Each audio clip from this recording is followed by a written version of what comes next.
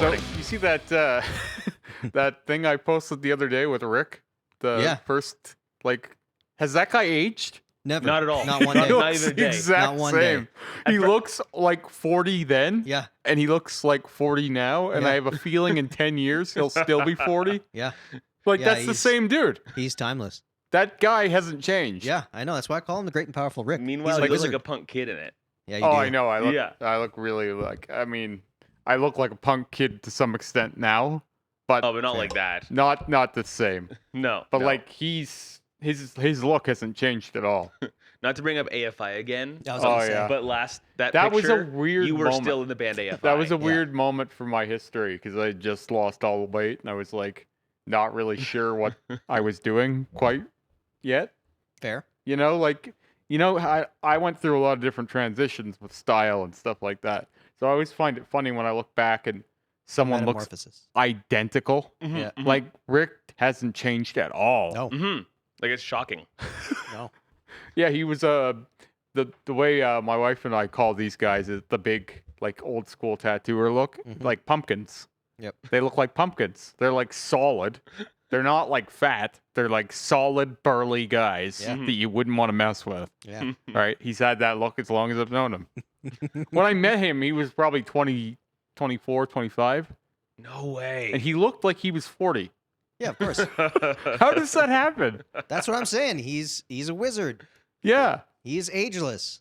Yeah, and he He has is the Highlander. same tattoos too, but they all looked old still.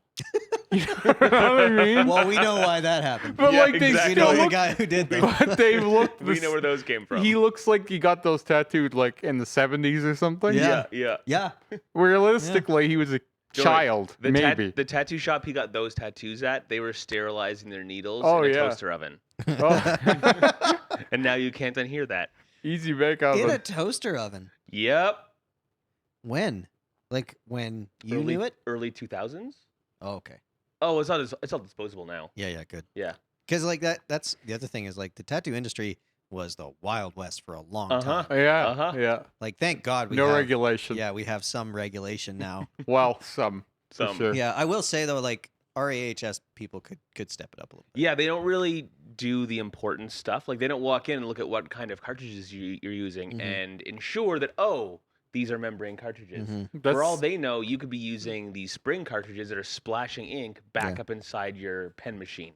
Or you could be using the same autoclavable, non-disposable grip Yeah. over and over again for your cartridges and completely be cross-contaminating and is giving it a little bit of a wipe with Cavicide every day. Mhm. That's what I was like baffled by when I was doing the piercing thing here. Mhm. Like, I guess now it's a year and a half ago. Yep. Yeah. Believe that. COVID. Yeah, I know, right? I was just amazed by like I had all of my bloodborne pathogens, Mhm. first aid, and Mhm. CPR and all that, and I was like, I have these, and she's like, you don't really need them. Mhm. No one's ever going to ask. Yeah. It's like right, what? right. But you need them. Yeah. Because Mhm. we have a standard. That's well, right. see, the funny thing is like now that I've dealt with the BC one for that Yeah. Kelowna shop, they know what they're doing. Mm-hmm. That was like when I talked to that guy, it was refreshing. Mhm. Mhm. Here we get used as a training facility for our HS people. So like we really they'll bring new people around so Yeah. we can kind of train them. But We'll tell the new people what to look for. yeah, but like we're not getting enforced by them. We're used as like the training shop, It's the which is great. I love that. Yeah. But like it's weird to go from one shop in Kelowna where the guy was like so knowledgeable Mhm. and then like as if he was a tattooer kind of knowledgeable, and then here it's like, okay, can you train our people, which I'm cool with, but it's just the vast difference between BC and Alberta. I was like, whoa. I can't imagine like how it's possible that theoretically I could just set up shop and start piercing people. Well, your space needs to get inspected. Yeah, but Your like if space you needs have a inspection, space, you but don't even you- really have to know what you're doing you need to prove necessarily. that you read the checklist of what a piercing shop Yeah. needs. Mhm. You don't need to prove that you have ever pierced. Yep. You don't need to prove that you have any idea what you're doing with your glove and hand washing safety. You need to prove that you know what you're doing with your sharps disposal. None of that. You This just is have a why- sharps container and a sink and this much space. It's and no kitchen in remarkably it. easy to check those boxes. Oh yeah. That's why Oh, Claire- yeah. That was the easiest part. That's why Claire's can get away with piercing people with like a hole punch, basically. Yeah. Like they have no training. They're punching through cartilage with a gun. Yep, that's what happened to mine. My cartilage was like shattered when I was Yeah. young. It's so traumatic, Yeah. but like And they this don't is the thing. sterilize well, they can't sterilize well, I that looked gun. online, you can buy that little hole punch piercer. Mhm. They're like $1.50 per unit. Hmm. And then there you go. Click, throw it in the garbage. You're done. Next. Yeah, no Yeah. thanks. It's crazy. It's a man. little aggressive. Yeah, really aggressive. But Well, and it's like they're slowly coming on board, but that's also like the tattoo community has to push for that. But then all of a sudden, you're gonna get where you need to have like what they're doing in some of the states, where it's like tattoo certifications, where you have to go to school. Oh, I've Mm. seen and, that. and you've got tattooers that have been doing it for 30 years now having to go to get a certificate. Some of that stuff is a little bit weird to Here me. in Canada, though, Little. we're good for grandfathering people in. You know, like, Yeah. because I'm familiar with a lot of trades and how those trades first became accredited. Mhm. A lot of the old guys that were doing it already, they could catch up pretty easy. Yeah, because all you You got to know? do is just learn the new best practices. Yeah, right? they go challenge a couple little courses, whatever, and then the new people, well, now they have a barrier to entry, Mhm. which actually I wouldn't mind, especially like I'm familiar in this town with a few people who've opened their own shop, and really they should have gone to a course first. Yeah, 100%. Like I do not. Oh yeah, I there's do. Yeah, there's actually several in this town. several whom- shops open by yeah, basically whom I know apprentices. firsthand. These are people I know firsthand at this point in my life, and I'm sitting here shaking in my boots. Like this person should have gotten to 3 to 6 months of school before opening a tattoo Well, shop. there's, I'm like- scared. At least 5 to 10 shops that I can think of without even trying Oh yeah, that are basically just apprentice shops that's right. that That's right. will then apprentice people and they Mhm. don't even know what they're doing. Oh my goodness, yeah. It's like the But- blind leading the blind to a T. Yeah. Dramatically so. Yeah. It's like nothing good will come of this. I think it's also difficult too, because like I think one of the barriers to entry back in the day was really coil machines. Like Yeah. Now that you have Yeah. everything's so easy and like good, because you can get into good needles that are easy to use, Mhm, cartridges, a pen mhm. machine. You can do all of that for a few $100. Yep. And then all of a sudden, it's like as long as you can kind of do it, like there's something about tuning a coil machine that you can chew people up way different. Oh my goodness, Mm. You yeah. know what I mean? So it's one of those like Or not chew people up at all. yeah, That's yeah. the issue with a coil machine. You get the thing tuned wrong, or you get one screw a little loose, Mhm. and all of a sudden halfway through your tattoo, you're not breaking skin. You're struggling. You know, you're deep in struggle forest. Yeah. That's No, not that's a it. place Forest. to be. I I love don't want to be in Struggle struggle forest. One It of the- sounds very rapey to me. It's super rapey. It's been, But like after Struggle Forest is Perseverance Glen. now that Ah. says one of the guys in town who, in my opinion, has the worst line work in town. Of any apprentice I'm familiar with, Mm. of any tattoo artist in town I'm familiar with, he has the worst line work. He's running a high-end Cheyenne machine. Is it me? I You've feel never- bad for this You guy. never tattooed a lion, and we all know it. I don't like those. You tattooed a lion, but no line. Yeah, I could do a lion. But not a line. What do you yeah, find hardest Lines. right now? Lines? Yeah, 100%. Just 'cause Yeah. he's never done them. Yeah, yeah. Well, And I mean, yeah. they are the hardest, but Why is it then that so many like young tattoo artists end up going for like line work styles? it's Have you seen the, I'm sure you know what I mean. Like it's the, like the an old, easy starting point. It seems like for Well, people. A, you're gonna get a lot of work Yeah. because and everybody likes that right now. and B, oh, I had something for this. And Fundamentals? B, it's kind of a fundamentals thing. It's kind of like if you're starting an apprentice and they never learn to tattoo a line, hmm you've done something wrong. You've done them a Yeah. disservice because no matter what style you're doing, eventually you've got to tattoo a frickin' line Mhm. somewhere. Oh, for sure. And secondly, when you're first starting, you haven't learned stencil control yet. So your stencil is still falling off fast. So when you're first tattooing, you kind of need to, I'm going to do the lines, Mm-hmm. and then we'll go fill it in with red and yellow Mhm. and green and blue, right? That should be your first fledgling tattoo style. Is, I'm going to do these lines, and if they're not perfect, you're going to come back 2 weeks from now, and I'm going to, make them nice. I'm going to bolden them up. We talked about how Rick doesn't give a shit to rush things. What do you mean? Right. Like if he, He wants doesn't rush his age, let yeah, alone. well, yeah, the guy is aging in one hell of a way. A But non-linear fashion. Yeah. like when he did my chest piece, it was like lines. Well, there was lines forever, Mhm, Mhm. mhm. and like lines would kind of be okay with me, but I don't want them on me for a year. You know what I Right. mean? So, like, I think that the best way to do a big piece is to line it first. So many people want to, like, line it and fill it all in one day. Mhm. But if you can, you should wait, I think. So there's a practical reason for that. Well, the skin. Yeah. Yeah, the skin gets really irritated when you line. Not just irritated, but like the function of how the skin responds Mm-hmm. changes as you go through the tattoo. So Oh, yeah. because what's happening is the needle goes in to the skin and is retracting from the skin, and then the ink is pooling on top, and basically as the needle retracts, it's creating a vacuum down that sucks the ink down, and the thing that changes that is the elasticity of the skin, and that's why you have different skin types that react to different, like the needle going in differently. But when you start going with the skin that's been traumatized already, it has this different tension. So that vacuum is harder to create. Starts getting harder to take the ink, for Yeah. sure. So you can overwork an area a lot easier because the ink's not, like, you're not able to create that same vacuum. But it does seem like your body in general just starts to get resistant to the Yeah. process. Yeah. Like, because, like, even if you jump to another area, Mhm. it's like your skin has had enough and Yeah. it's starting Yeah. to pucker easier. And Well, and you can see that in people if they have not necessarily unhealthy lifestyle, but if they've done like, that's where we see if they've drank the night before, because your Mm. body's already in a state of kind of retreat from dealing with the toxin that is alcohol. yeah, So you'll that is hit an area, and then all of a sudden it raises up, and you're like, whoa. Okay. one experience I can't say I have. I've never had any I've never alcohol in my drank. system while getting tattooed. Okay. Really? No, we I've can drank. change that. Yeah. No, but I've Today's your day, never buddy. I've never been drinking the night before or something and then got tattooed. Yeah. So I really, that's one thing I've never done. Now that we're on the topic, I can't picture you drunk.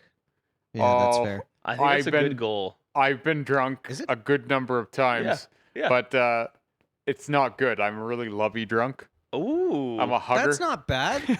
That's a good version. But the problem is, What? like, the only really bad memories of it I have are eating a whole bunch of hot dogs around a fireplace and not a then negative. and then like throwing up into the vomiting, fireplace. Yeah. vomiting next to people and Okay, it's getting worse. smelling like puke Hot and dog having vomit? puke on Okay, my wait. shirt and What day is it today? Can we do an intoxication podcast next week? This is always your plan. We're gonna be stoned and do a podcast. We're gonna be drunk and do a podcast. I mean, well, we've done a lot of podcasts. We've done Yeah. a lot. This will be And we episode haven't done any of 29. those No, things. 20, 29? Yeah. This is 29. Jesus. I know. So the 21st, which is telling me. allegedly our last day in this break, is Thursday. So sometime next week we could do an evening podcast where we eat a mushroom. You mean we don't want to just get up at 7 a.m. and get wasted? What are you talking about? I don't want to, but Uh, I can. but Well, I it is need to. COVID days, Dude, and I am the night man. you are the night man. Yeah, See, it's the like only it- problem is he's like 7 days a week now. Mm-hmm. yeah, but till what time? Yeah, I'm working like nonstop. What I time- haven't. what time I've you had off one work? day off since Christmas. What time are you off work though? I'm only 10? working until 8 or 8:30. Yeah, so I'm game for a 9:30 start, That's fine, yeah. and we can do a 2.5 hour podcast and still be home and happy and drunk. Let's in be bed real. at- It'll be like 3-4 hours. You know what's interesting Okay, is like if you insist. It'll be when Alex you're Jones level. yeah. I mean, we would be well into the absurdity by then. Which is the point of doing an intoxicated podcast. Yeah, that's reasonable. Yeah, that's the Except plan. someone's passed out. I'm screaming at Scott about my childhood. But I'm the one that's Kevin is like drooling at the side of his mouth. Yeah, I'd be the passed out one. Scott is just like nodding along. That's the thing. That's Like, it. I'm not a good drinker, like, at all. I get down. Like, So, I get. so in- then some experimenting. This past week, I haven't smoked weed in a week. Oh, how's uh, that going? Great. So turns out that alcohol is way better when I don't have weed. Yeah. Yeah, it turns All out that- substances are better by themselves. yes, because like I remember back in the day, I used to be like the best drunk, and these days when I drink, I'm kind of like, nah, it just makes me tired. So I Is don't there drink. like a league for that? Like, I was the number one That drunk. was the best. Yeah. He's just ranking it with himself. Yeah, that's Oh, right. yeah. Compared to now. Compared to me, I was great. I'm only in competition with myself. I nailed it. I'm a better drunk today than I was yesterday. Well, we all want to be our own heroes. So, That's right. Modest goals. yeah. Someone's got to If I do can't stop drinking, I'll work on how to be a better drunk. Yeah. That was so great. I had pretty much stopped drinking. Like I got to the point where I'd have 2 drinks in a week. Mhm. Well, Yeah. now over the past That's week, not I quit. stop. I quit weed, and it's like, well, maybe I'll have a couple sips of this, couple sips of that, and all of a Yeah. sudden, I'm like, I think I'm buzzed. It's kind of great. You This is strike me as the cool. kind of person who enjoys just, I'm going to stop this for a while and see how that feels. Oh yeah, so I actually was gonna quit the weed for a month, Yeah. but then the lockdown got extended. So I was like, hold on. Maybe Yeah. I'll quit weed when I go back to work and need to super change gears. You know, From not working for 6 weeks straight to working all the time. I Yeah. understand what you're saying. The lockdown got extended. But at the same time, I don't really feel like the lockdown got extended. I don't feel like we had any reason to think that it wasn't. You only say that because a bunch of businesses opened yesterday despite the lockdown. No. I've heard of one. I Well, think there was definitely I more. think more did, but There was more. So Um, I have some apprentices that have been in contact with me, going, "What should I do? Are you tattooing right now?" Actually, even one of the chicks in town who's not an apprentice messaged me like, "Hey, what's your plan?" Well, it's because we all don't know. and no, Yeah. but what I was going at was I didn't expect the lockdown to be done. I think once they lock you down, it's like, we'll see. We'll see about maybe March. Like, Mhm. now we're at their whim. Like No, it's I don't now it's know. a game of like, I don't know, you haven't been good. I feel Did like you eat Jason your Kenney- supper? You can't have your dessert till it's like your parent is taking your toy away, and now it's Yeah. like, well, I don't know. Did you clean your room? But Jason Kenney isn't the average parent because this parent knows that his constituents really disrespect him needing to lock down. I don't his home. think anyone likes him anymore. Like his base is No, turned on him goodness. too. Dude, I don't know. Because how he you had get a Well, base. like no, millionaires like him a lot. Wow. If you're rich in this province, But like he's your best buddy. his typical literally giving him redneck extra money. conservative guy has Yeah. turned against him now. oh yeah, because he's goodness.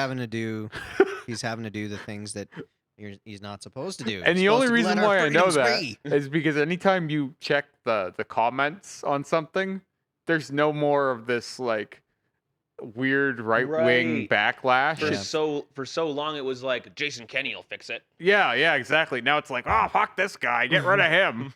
Well, like this, I don't know. Anyone if who's in charge, though.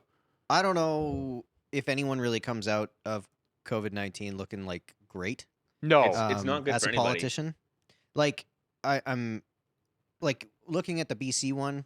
Like I'm amazed at how well they're handling this. BC in general, I assumed Vancouver was going to be. I can't believe they haven't locked down. Yeah, well, Maybe because they- they're doing way better. Like it's insane that they just haven't done it though. You mean And- they have like a community mindset where they all work together and No. actually all take some precautions? I don't No. quite Oh, no. understand. I don't think that. I don't Oh. quite Then understand what the explains difference it? is. That's my only recourse. Because it That's feels all I like got. we've done a lot of like stuff here. We've done a lot, but then when you go to Costco or something, and you're like, "This is insane," Oh, it's pandemonium, dude. Well, and it's not even like they're there for any reason. Yeah. They're just standing in the aisles on their phones, Oh, yeah. rushing into one another. Yeah. Like with their mask down here over their nose. yeah. And there's some security guard passed out at the front door, who's supposed Yeah. to be counting. This guy's not counting. He's barely awake. He's getting Twinkies. And even if he was awake, he wouldn't give a shit to do that. no. He's probably been told to just sit, like, and mind his business. Have you been to a store where they're counting? Oh yeah. I have been to one. London Drugs one day was counting. The other day, every other time I've been in there, they haven't been counting. But one time there was a guy who was like, "You have to wait outside until 2 more people come in or leave at the store." Yeah, the only one I've ever been into that was counting was Bath and Body Works. Well, they're a little better Weird at the flex, mall. bro. Like when I I had like to go get candles. my phone What of it? upgraded back in summer, I had to wait. There was a person in there, Yeah. and they could only take one person in at a time. I love that. I love by appointment shopping. I know. Dude, I want to be a by appointment shopping place. It's just it's wild that I we're. hate that. I don't want the attention of any staff. Yeah, I when I'm don't either. anywhere. I don't No. want Then you anything tell to do them. with it. I want to be invisible. then Could you you tell them. fuck That's off, fine. please? I've been wiping my own ass for a while now. I don't even I'm wanna saying have to that's tell them to that's fuck off. fine. Like so, I want them this to is see my me thing. and assume that they should fuck off. This is my thing. It's like you just have a scheduled time because like I don't like shopping. It's part of why I shop online more now too, because I don't have to deal with customer Ugh. service. Yeah, But none if of I that. want to go in and buy jeans, I just want to go in and buy jeans and get out. Yeah, of course. But like that should be fine, and I should be able to like log into my app and say like, okay, 10:15, I'm gonna go buy jeans. How many jeans do you want? Probably one, maybe two. And then I'm I'll- gonna walk in, I try think them you're on. in There's luck no one else because there. we're more likely to be heading that way than we are any other way. Well, Quebec is like a crazy example of all of this. I mean, so here's the other thing: is fun fact, 1% of Alberta's population has now been vaccinated. 1%. 1%. They've had 44,000 vaccinations, 46,000 vaccinations. Yeah, that's just over 1%. That's Is that really? 1.002%. Wow. It's so last time I read You it was think 2 this days first ago. round of vaccines is going to be any good? I mean, it depends. A lot of Yeah, the depends what you mean by that. I have some friends who sent me videos explaining that these vaccines will turn people into antennas for Bill and Melinda Gates. Yeah, Cool. no, I don't go that direction. That sounds No, I dope. certainly we can all be don't an either. Xbox. But what I'm thinking is like anytime the first wave of something comes out, it's never as good as it is one day. I mean, if I can grow an extra arm, I'm all for it. An Sure. extra arm would be so handy for tattooing. Well, barring any of those weird things that might occur. you mean superpowers? Yeah, Yeah. or like the weird oh, it's going to make you a slave or any of that weird Honestly, I think it conspiracy might be shit. fine. I haven't done any research. Allegedly, there is some concern over like health, over efficiency and health concerns, whatever. I've done the research, but I've got a hunch it's going to be bloody fine. My thing is it's where I was going with it is it's the first round of it, and it's probably not as Mhm. good as it will be. So like once they do a little more, once they've tried it more and they refine it more, eventually it'll get better. This is a different approach to vaccines in general. Mm-hmm. So I think you're probably right. Yeah. The thing that I'm interested to see more than anything, like they're starting with healthcare workers, which I think is ideal as a test base. Because then all the doctors die first. No, No, they I grow have third no- arms. We were already over that part. Like What doctor super couldn't handy. use a third arm anyway? like I try and the guy I follow on most of this stuff is Dr. Drew, and he could not get the vaccine fast enough. In fact, he did not get it fast enough, which is why he got COVID. And but Buzzing. that was watching him go through COVID because Mhm. he's like colon cancer, the age demographic, and he had most Yeah. of the issues with, Yeah, and yeah. complications with it, and he went through his whole stuff that he requested for his treatment. Mm-hmm. And it was like, and he details it, every bit of it. Really? It was amazing. Was Like, he using antivirals? He went at it from all angles. Cool. He did some sort of infusion, bamlanivin. You know what? Something. It's crazy. I think we need to see more people with COVID, like Yeah. Just out because and about? no, like it's just in general. We need to see it more on media, like watching people with COVID or something. Because like Right now, right now, no one is scared of it. Everyone's like, everyone's what denying the it fuck is exists. COVID? Why don't we get some cameras in those ICUs? Well, we and almost show need someone to coughing up some because blood here's here. the problem, guys. We're supposed to be scared of this thing. We don't even know what the fuck it is. It's like, oh, I have a runny nose. Oh, I have a We're sore not throat. supposed to be I have scared of this, it. We're supposed to be that. smart about it. But what I'm People aren't saying even is, being smart. what I'm saying is, like, no one knows what it even is. Yeah. Well, Anytime you have any cold symptom at all, it's like, do I have COVID? Okay, but that's anything, right? Like Yeah. depending on your immune system and your comorbidities and things like that. It's like, do you remember the last time you had the flu? No, I don't. Because you probably had it and you probably dealt with it But like, efficiently what I'm because your saying body's is, good. this thing needs a face. I It'd don't be know. easier for people to take it seriously if we were more acquainted with how bad it is. The thing that if the cameras walked through the ICU and the morgue and Well, showed I some body count, don't like the media pitching fear all the time, but they are. I so don't what think I'm body saying count's is, the right thing though. I just No. think it's like that's the thing that Dr. Drew said too. It's just like we have good therapeutics, but it sucks to have it. if you have it and you have a bad reaction to it, it is a terrible experience. But But like, it's also not about the individual in this case. It's about the That's what healthcare everybody system thinks. being. Everybody thinks in individualistic terms, right? Yeah, but that's what we're trying to fight. When you see an anti-masker rally, that's an anti-social movement. Like, oh, you're trying to say that you individually are the only one that matters. Mhm. Meanwhile, if you spread that thing, ICU is full, hospital beds are all full, you get in a car accident, you're not getting the medical care you need. Yeah. Right? That's the issue here. The issue here is our system is not capable of dealing with that many people with it.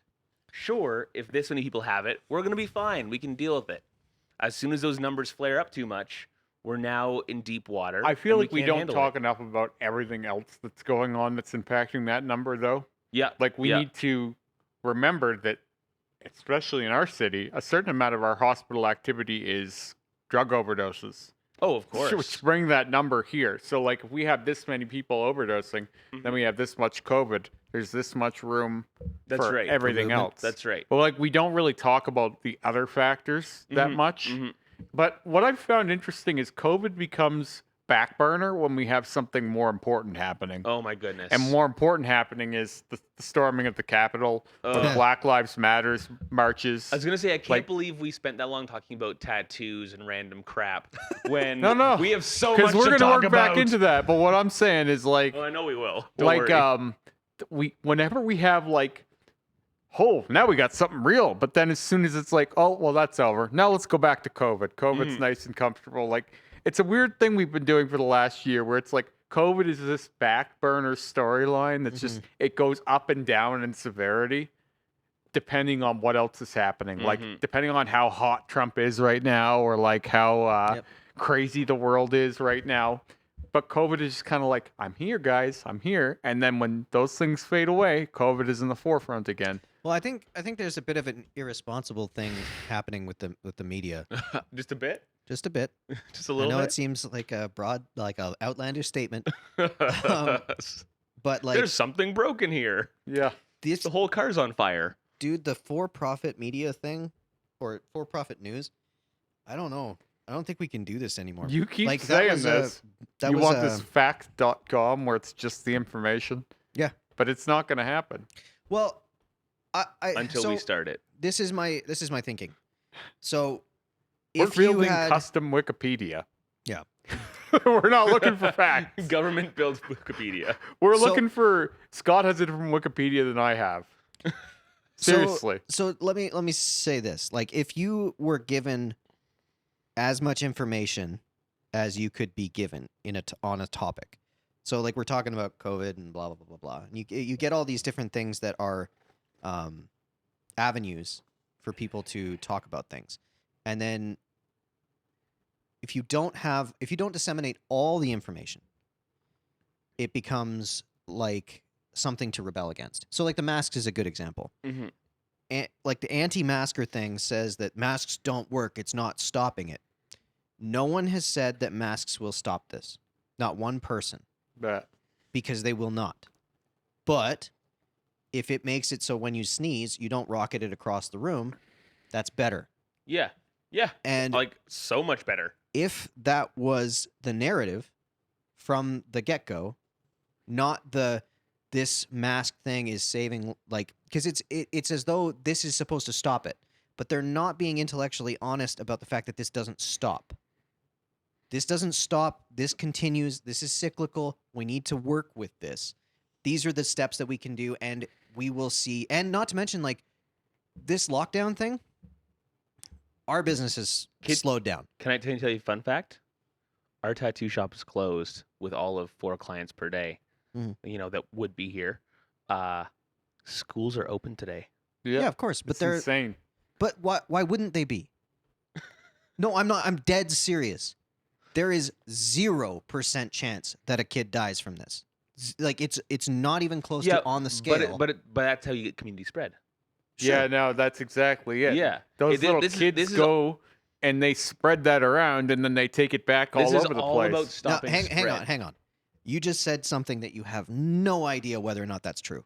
What I'm What? You saying have is no idea whether or not kids spread it. What I'm That's saying not is proven. this is the idea of why people are upset about. Asymptomatic spread is still not a thing that they understand whether or not it really functions that way.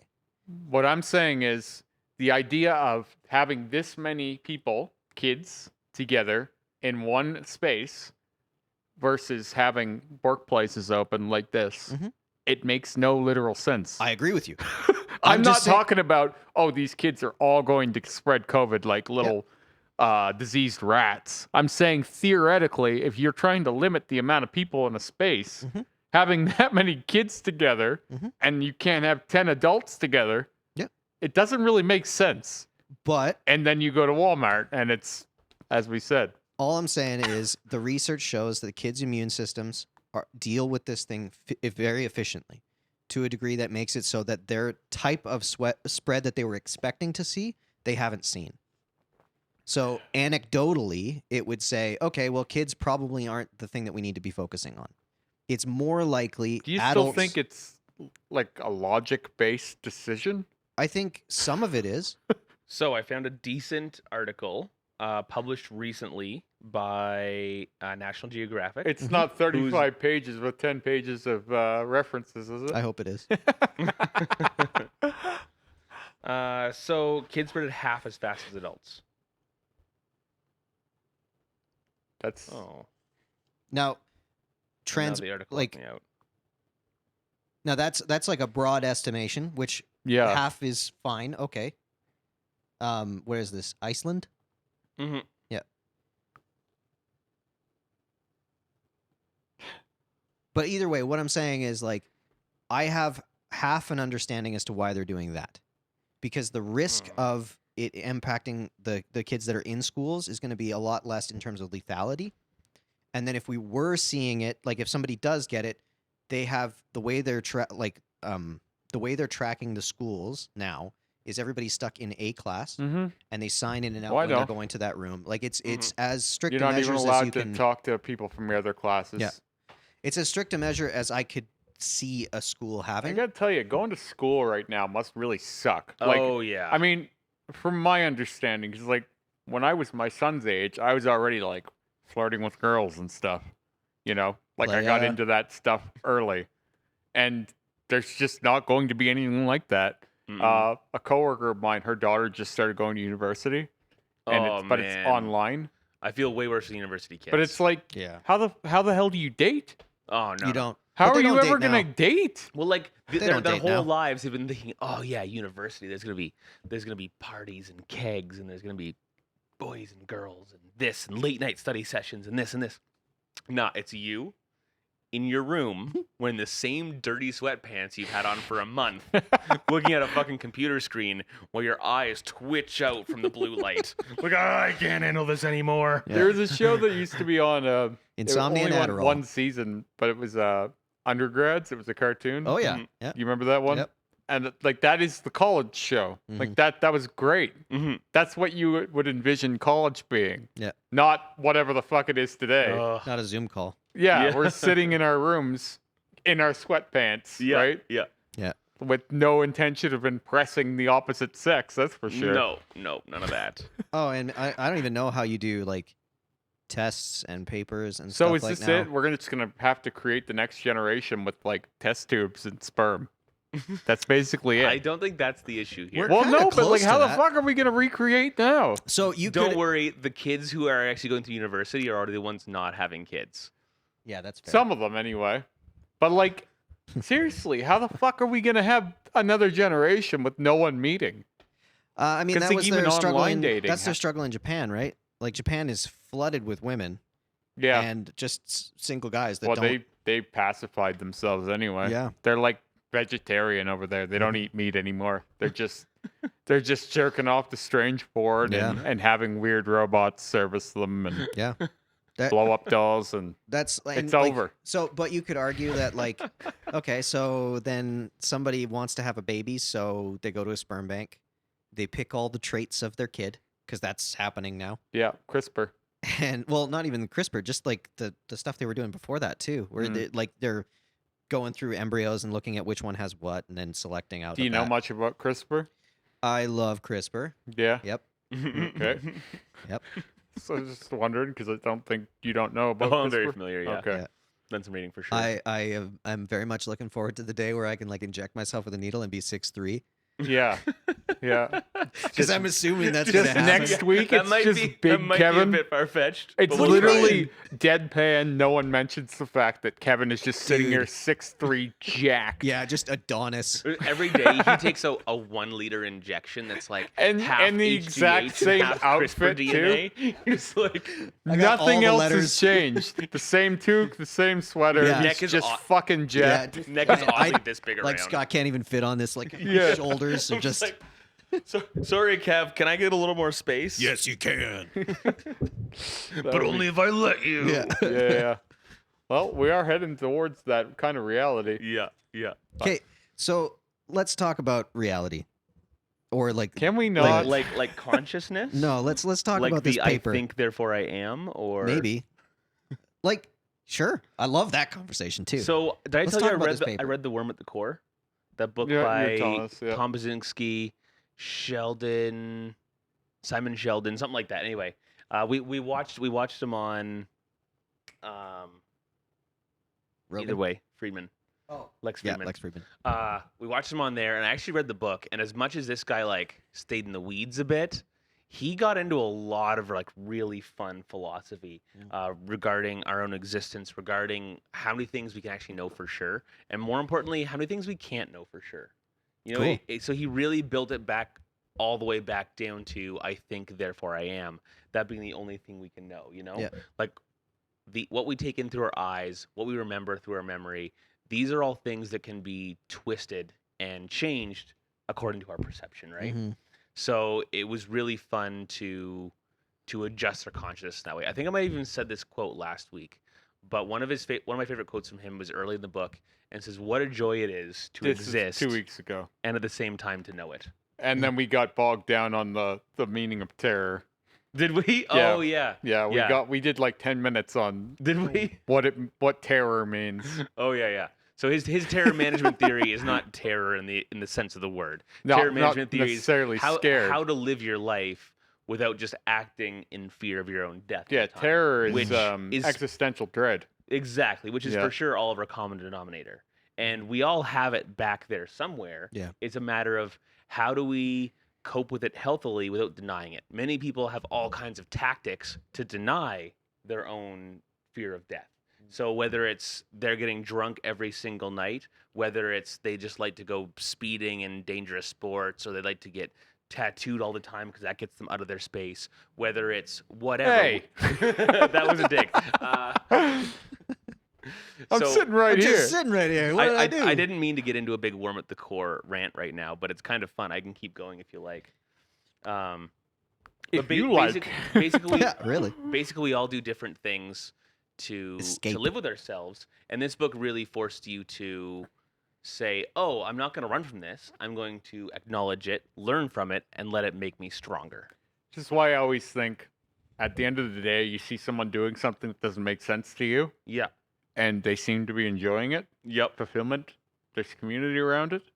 All you have to say to yourself is the things people do to stay alive. Yeah. You know? exactly. Everybody has something that's buttering their bread. Or in this case, the things people do to want to stay alive. Well, really, you That's a have to hard- find ways to That's care. a hard thing, because I- like you do have, if you do look at it like brass tacks in terms of what you know and are certain of, man, you got very little.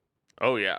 Like you know you're here, you know We- you can experience certain things, and then you know that'll stop.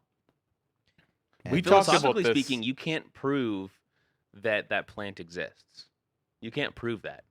Wow. I mean, We can empirically in our scientific community. we can prove it in the way that we know how to. That's right. In the philosophical sense, you cannot. But like we were talking about this 2 weeks ago, and it's something that I always think is like me without something to strive for or Mhm. a goal or like Or somewhere I'm anybody. going next Yeah. week. Yeah.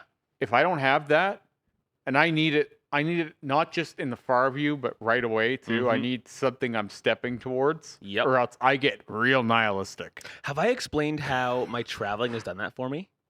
So, over the past the past 2 years have been stable, but before that, I spent 6 years where I was nowhere for more than 6 months at a time, right? And living your life when you're thinking, I might be here doing this one job, this one lifestyle for the next 14 months. I would have that feeling and be like, They that's, call that's that a, destination that's a addiction. whole lot. Yeah, exactly. But then as soon as you book that plane ticket, even if it's 6 months from now, You you're know like, you're not here don't forever. worry, 6 months from now, I'm leaving and I don't know when I'm coming See, back. I And have a life- weird way of identifying with Yep. you on this point, hmm and it's a roundabout. This is Yeah. where the human being only, I think, really has so many different emotions, Yep. and they manifest in all kinds of different Yep. ways. So, like, I have wanderlust, but like I can't travel, or I haven't let myself travel, so I do that in other ways. I Mhm. used to be from dating women from different parts of the world. And now it's from heroin. And sure, now it's from heroin. I'm chasing the dragon. No, now it's manifesting in tattooing, piercing, whatever. But it's like some change. I have to be changing. If things aren't changing, I feel like I'm stagnant. Yeah. I can't be stagnant. If I'm stagnant, I may as well be dead. You may as well bury me if I have to sit still and I can't make any progress. You heard it here, folks. Remy wants to be buried alive. Well, it's a It's form not of a good way that. to go. I feel buried alive if I'm not getting somewhere. Yeah. Like, Yeah. I don't know how these people can just, well, I go to work and I watch my sitcom at 8. You know what I mean? Like, I don't know how you live that way. I get food from Walmart and I poop in a toilet. I don't know how people can just be okay with. Hey, Kevin's like, compared to a lot of places Yeah. on this planet, people I know. poop it's in pretty toilets. bougie. I don't know But how it's still people can basic be as cool shit. with that though. Like just living a routine and then they get spiteful at you too. Like I've had Oh, people yeah. who are like, "Boy, I wish I could do that." It's like, well, then do that. But that's Don't get because upset at me because I have goals. that's It's because lukewarm water. it's fear that's got them in that rut. It's fear that has them there going. Well, it must be this, nice. This is all I deserve. This is all I can have. I don't know if it's this is what I exactly that. do. I think it's also. Yeah, I'm oversimplifying a lot. I think. I think it's a bit of a survival mechanism too, Mm-hmm. because like, you have people that go out and explore the new world, Mm-hmm. and some of them die and some of them don't, Mm-hmm. and then you have people that stay, and some of them die and some of them don't, and like, Everyone dies, Kevin. but I mean like before natural causes. I'm kidding. Like starvations and things like that, and like you get into this place of like, I think genealogically whatever served your genetic code well Mm-hmm. is the thing that kind of resonates in you more, like Mm-hmm. like a lot of people that witness things that if they didn't stay there they would have fared poorly. Right.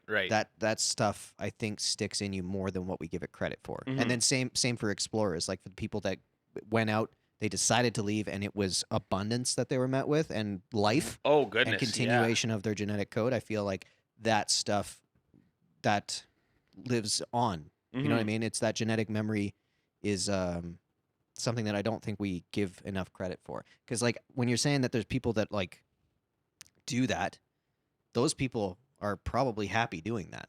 I don't. Not, I not just. happy. I mean, I'm but they feel envious as safe. much as I am confused. Fair. And 'Cause like, we'll in go you, back it's to written how that way, right? how Like, I it's like- start, where I said when I see that picture of Rick and he looks the same, Mm-hmm.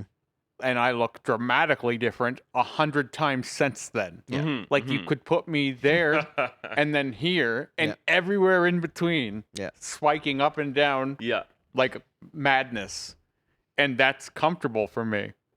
Like what isn't comfortable for me is looking Stagnation. the same for that long. Mm-hmm. That makes me anxious. Right. Or like not even just, but like being the same, like because it wasn't always tattoos and piercings. Sometimes it would be, now I'm with this person, we're doing this thing, now we're doing this thing, now we're like I'm all over the place experiencing new different things. Yep. And if I can't have that range, it feels a little like I'm living like dead, like I'm already in the Stagnant. grave. Like So this yeah, thing must be really eating at you, like this whole like lockdown. oh I hate it. Can't live life basically. It's like I called my boss right when they announced the lockdown was happening. Yeah. Like I said, I didn't go home for 4 hours. I picked my wife up. I dropped her off home, and I'm like, I need to be alone. All right, I told you I didn't go in, and then I drove around. Then I went up to a parking lot at a store, and I just sat in the parking lot, and I called my boss, and I was like, look, whatever the case, I don't want to not work. I do not want to be on my ass again. Mhm. I can't do it again. And so I'm not. Right? Because it was such a I will do whatever I have to do kind of message. Mhm. And not even because I need the money, because like it's almost the same money. I just Right. don't want to sit still. Mhm. I can't do it. It's killing me. This year has not been good for me. It's not because I can't live with myself either. It's just like I don't want to feel worthless or useless, you know? I He's actually, who UBI would work for, I because actually, he'll keep doing stuff. oh, absolutely, yeah, For yeah, sure. yeah. Yeah. So That- I have a fun, And that's part of experience on the why I subject. believe in UBI too, I think. So Thursday morning, afternoon, something like that, before the announcement came out that the lockdown was getting extended, my buddy messaged me. He says, "Yeah, we're building a new office for Mike out here at the shop. Do you want to come wire it for us?" And he sends me a picture of this steel framed room, and that's going to be Mike's office eventually. And I was like, maybe, I'm going back to work on Tuesday, whatever. Screw it, I'll come out tomorrow and have a look. And then 3 hours later, I got a message. Oh yeah, lockdown's been extended by an extra 10 days. Yeah. Okay, cool. So rolled the next day, and sure enough, working all day Friday on it, and then a little bit yesterday, I came home and I was like, I feel really freaking good. I feel like I was just useful to my community, and in a way that's even more useful than tattoos in a sense. So it was like an oddly fulfilling couple days of work. I think anything that you do that feels productive. Yeah, yeah. But like I want a schedule of that. Well, especially Right. this after having over a month off, just hanging out. Well, prepare for two. I don't bu- think we're coming back I'm on busy the 21st. with family stuff, and I've got a podcast. I've got all my art, my drawing. I've got all kinds of things on the go that keep me busy. I'm working out a lot. I'm running all the time. Got lots to go. I've been well occupied, quite content, quite happy, but still having 2 days where I was actually going and building something useful for industry. Man, I got a rush off of that. It was great. Yeah, I like building shit. Like, Yeah. in my own way. Yeah. Like I'm always working on something. If Mhm. I'm not working on something, you may as well throw me in a fucking hole. Right. Seriously, if the minute I can't do any work anymore, I don't want to be around Mhm. anymore. I'm gonna be the old, like in my own way, like my grandfather working on an old car in the shed. Yeah. And if you take that away from him, what's he got? He's got that old woman that bitches at him and is never happy with anything he she's does. oddly mean to him. But she loves him. Oh, yeah, There's yeah. love there, but like without that purpose, But she doesn't let him eat bacon anymore because No, of cholesterol. no. And that makes him sad. and he, yeah, That they was one of his reasons to live. That's right. really, That bacon. exactly. I just don't know what the point is if you're not doing anything. Well, yeah, I we got to mean- keep busy. What is the doesn't that point of suck? when they Doesn't keep that you suck, alive that on life statement? support? These It people that they does keep until alive you on learn life the support. philosophy behind it. When And you learn then- that statement sucks less once you learn the philosophy of what doing stuff means for you. Because once you fully accept the purposelessness of it all, then you can accept whatever path works for you. Yeah, I'm just saying that, like, if you look at it, as brass tacks as possible, I totally understand why people continually get into the mythology of grandiose things that make their lives feel more like the mean like- storming of the Capitol. you mean like the fact Marvel that they feel universe? like they're saving children from like some sort of weird sex slave ring, like. Those types of like, oh, that gives my life purpose to feel like I'm a part of this Well, grandiose fight. On the 6th, weren't they storming the Capitol so that Trump would put the children back in cages? I mean, if you want to have that argument, that was Obama that put those kids in those Oh, cages. boy. I do want to have that argument, but not right now. Now's not the time. We should actually talk about the 6th. Trump just kept those cages full. Because on the 6th, I was actually like, was that Wednesday? Yeah. Was that after our podcast? Yeah. So we had our podcast, and I went home with the full intention of like, hey, I need to fucking finish this drawing right now.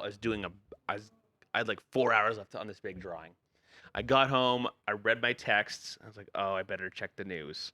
I put on the live stream from CNN, Yeah. and I was locked and I was sitting on the couch like, it's happening. love Today is the day. I mean, I know it's too much of a meme to even touch, but the QAnon shaman, Yeah, like that's a great meme for forever. Who's probably the QAnon next 10 shaman? years. That the QAnon shaman was the Viking. Yeah. the Oh, Viking guy. right.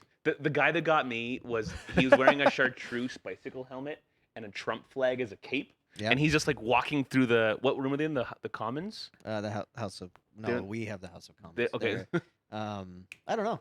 they were in the House of whatever. Yeah, anyway, it's America. the House floor. Sure. Yeah, they're on the House floor, and he's just like walking around reading papers, like pretending he's literate. I bloody loved it.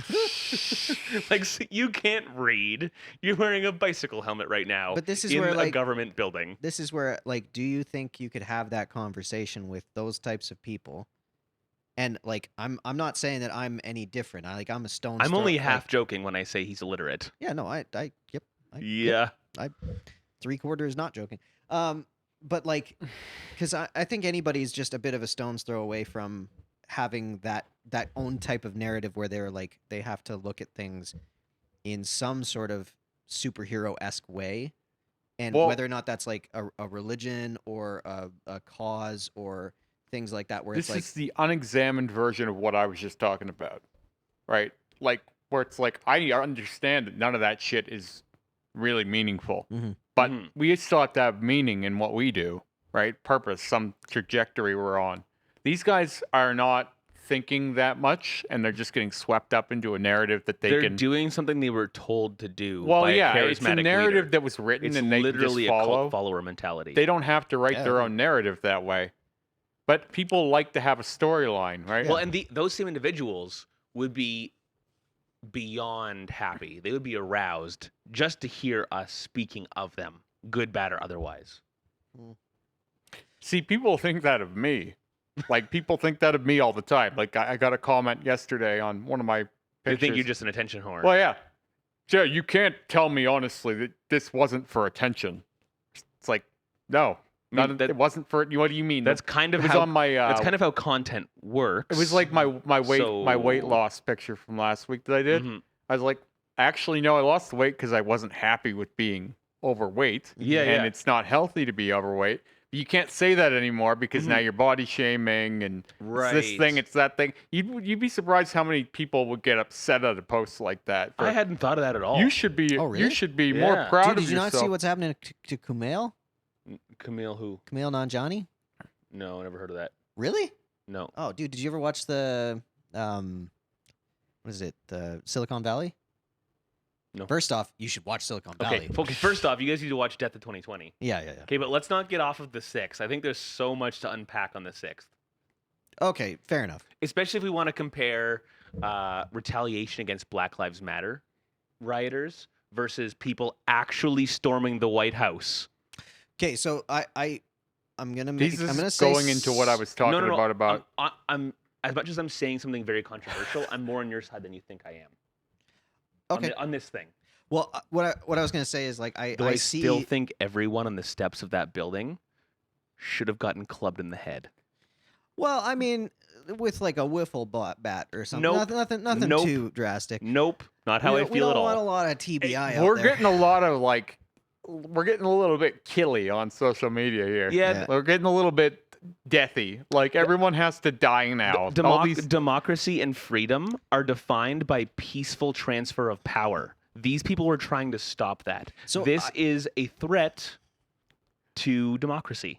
I don't even know if they knew what they were there for, because obviously they didn't know what they were there for. these aren't highly sophisticated people. Like They're I'm Trump gonna- supporters after maybe all. I'm, maybe I'm a little too empathetic. It's with this almost like stuff, going but- and blowing up like a school or something, or like Yeah. a handicap center or something, Mhm. like a peak, or like, where they work with like the people who have special needs. Mhm. That's almost how I see it. Like, these people are being preyed upon by Yeah. something. They're not that smart, and they can't disseminate that information very well.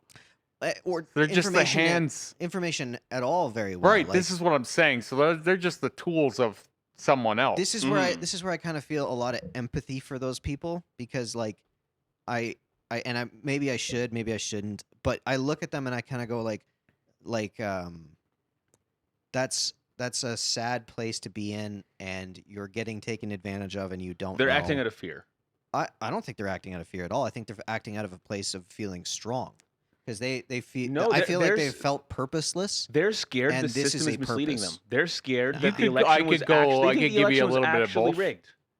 They literally believe their election was rigged. Well, I but think I don't these are- think that that's tied to anything too strong. I just think that that's the narrative that they're buying. I Yeah, think that's when right. when people feel powerless, they do moves to feel some power under their arms. We Right, just seen right. this And they feel like yesterday they're- yeah, with the opening.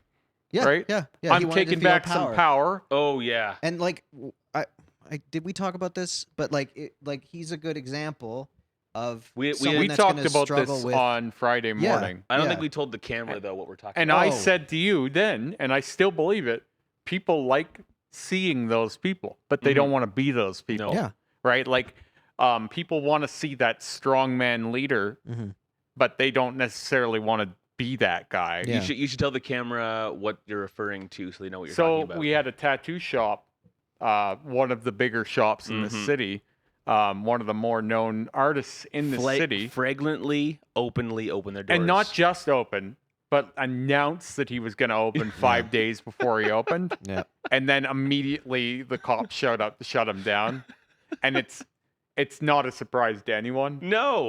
But what he's But done, except to him. what he's done, maybe it isn't. Like, it could be, because I look at things like this and how I would do it. It seems a little like 4D chess to me, where it's like right. I'm making an example. I don't It's a think he's lot a of 4D credit. chess player. Well, no, It's a I lot know. of credit Look, I there. know that like because I him. know I the do guy. like him. Yeah, Because oh, I yeah. know But- I know the person. Yeah, I don't same. think it's that move. No. But like, if I were going to do that move, it would be like with the intention of drawing that Mhm. that kind of attention to the matter. Yeah. Because now it's making all kinds of headlines. It's Yeah. Yep. shared all over the place. Yep. Everybody's talking about it. We're talking about it now. We sure Like, are. everyone in this city has seen that, and people probably outside of this city, all over Alberta, have heard this story. Yeah. And all of a sudden, it's like he's a Trump guy, right? Like, he's a strong man. Everybody loves a lot of people love the strong man, and there's a lot of people in the comments that are like, "I'll be booking in for a tattoo with that guy," and like, when's his court case? I want to show up and support him, because now it's not about, Touche. oh, I like this tattoo Now it's a artist. movement. Now it's, oh, I like this strong man. Look at him fighting the government. Well, that's I'll who be- Trump was supposed to be. He was I'll supposed be to the honest, strong That's man. exactly right. He's the billionaire businessman. I'll be honest. I hope it works for him. I really do hope him the best in this endeavor. Yeah. I Well, don't. I the really fine hope he works doesn't- for him, I right? really hope he doesn't open today and get shut down and lose his license and all that stuff. That would Like, be a bummer. Like he needs to stay on, but like I look at it as like he was thinking that it was going to be more than it was. Just like I see those people doing Mhm, this, mhm. and just like I look at the people that did the Chaz thing in Seattle, just like I look Yep, at anybody yep. who has this Well, rebellious trying to gain purpose in a purposeless life. Mhm, mhm. I just look at it as like they don't feel powerful and they're trying to reclaim some sort of feeling of power beneath These are their people feet. that need to find their own personal sovereignty. well, then they make that punishment so large, right? Mhm. We're going to take your business license away. We're going to hit you with a $100,000 fine. It Mhm. has to be that big, Mhm. because if it wasn't that big, when these things happened, people would just go, "Oh, I'll get a GoFundMe and I'll pay off the $10,000 Right, fine," yeah, right? Right. Which is, I'm sure, Good- what he's thinking. Good luck doing that with 100,000. Oh, Yeah. good luck. That's a indeed. bigger, and that's why that number's set so high. And not too. to mention, like, say you get your $100,000, still can't have But a it's- business. It's amazing what Yeah. Just lost it. what other issues come up alongside it, though, because like when that happens and the cops show up immediately, everyone who's had a problem with the cops showing up is supporting him too. Mhm, So like mhm. it's like a flies on shit thing that Yeah. happens, because here's what happens. Well, I had a guy break into my car and the cops didn't show up for 3 days. Yeah. Oh, there's all these junkies shooting up outside my store and the cops never show up. They can't do anything about this. They can't do anything about that. They did this thing. They did that thing. Yep. But they're there for that the first minute. Mhm. It shows you where their priorities are.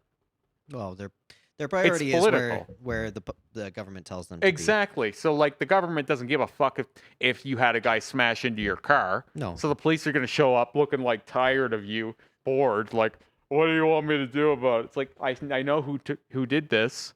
Like the time I had a guy bust into my car, we knew who did it because he Yep. tried to sell some stuff from my car to my brother at King of Trade. Yeah. Wow. And my brother seized it.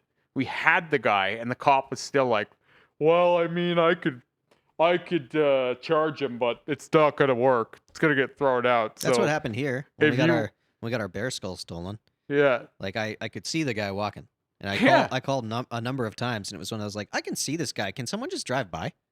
And it took me 2 or 3 calls, but they don't eventually give a they grabbed shit. him, and he brought me back the thing, and he's just like, look, man, you could do the thing, you could charge him. He's not going to show. They're never You're going gonna to have to go. charge. And I was like, whatever. We got our skull back. Fine. But like, they don't give a fuck about anything that matters to citizens. But Mhm, the minute it matters to the government, it's Oh, yeah, like, the- oh, the minute- Jesus the minute it Christ, we affects got to our- get this guy. He's I- tattooing people. Well, Like, I what think the like fuck?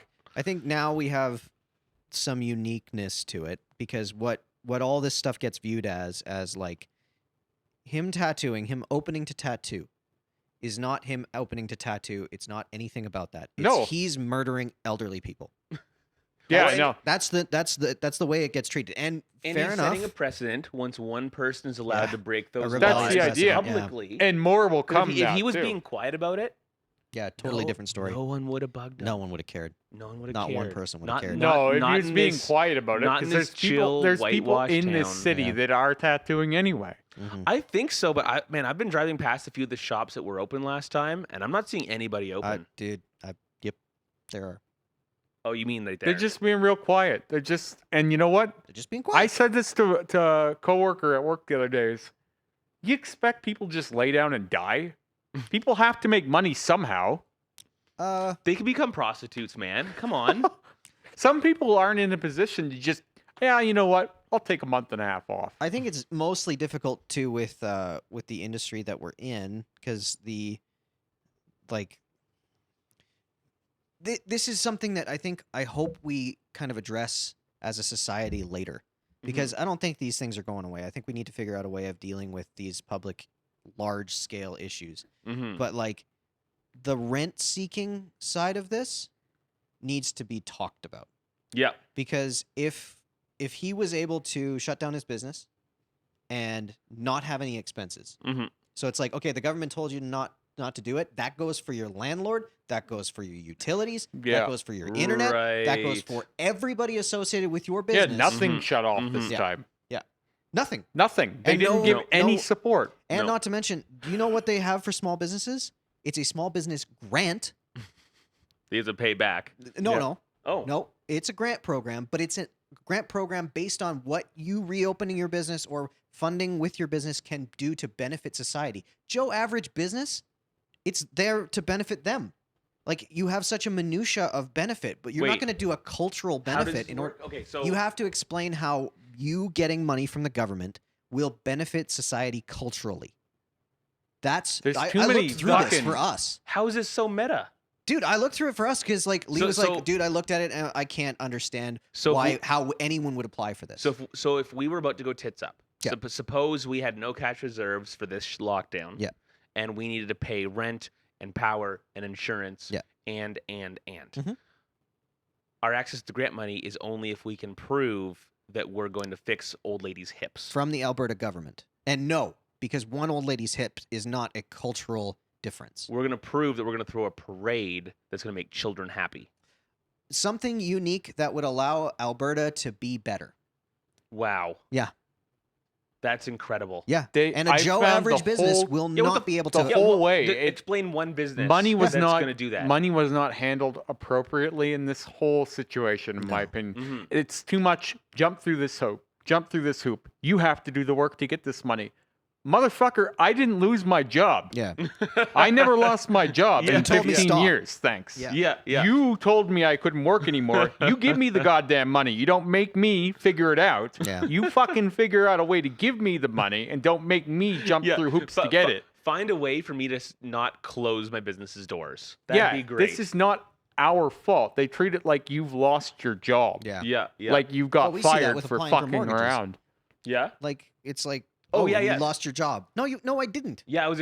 Yeah. Yeah. Have I explained this to the camera yet? I don't know. How I was house hunting early December, and I qualified for a mortgage. So Yeah. I was out looking at houses in this price range and having to look at these other real cheap ones over And here. you don't have a job, and this so. this kind of nicer one over here, and debating where I wanted to be. And then December 13th happened, and I kind of gave my mortgage lady a call, and she's like, "Oh, you're not working tomorrow? Yeah. Well, you don't let have me- insurable income. Yeah, let me call some lenders And sure enough, there's not a single lender that will lend to me That's because you don't have a job. because yeah. I don't have a job right now, Yeah. technically. And it's Even your though I'm fault. self-employed all the time anyway.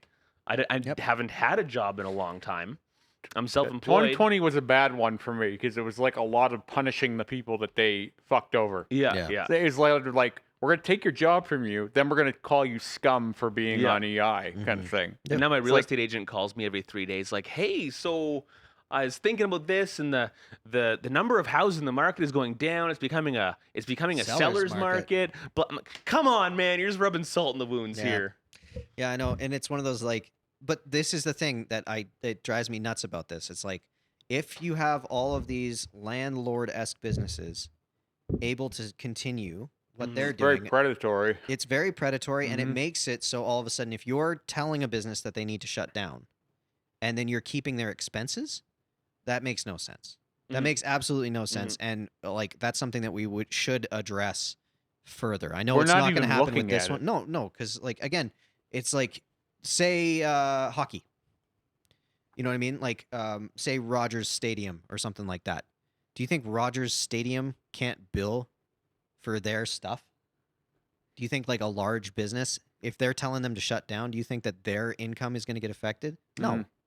And the same thing goes down to all ownership things. And they're going to get a break on their mortgage. They're going to get low because how those interest kind rates. of buildings actually pay rent and how they work is very meta anyway. They don't work like a normal business. Yeah, I'm just saying that like you're going to put it into an environment where they're going to restructure. They're going to put it off as losses, even though they're not taking losses. Well, there's 90 different corporations that account for that building, right? Yeah. So they can shuffle things a whole bunch of different ways and make it all work out.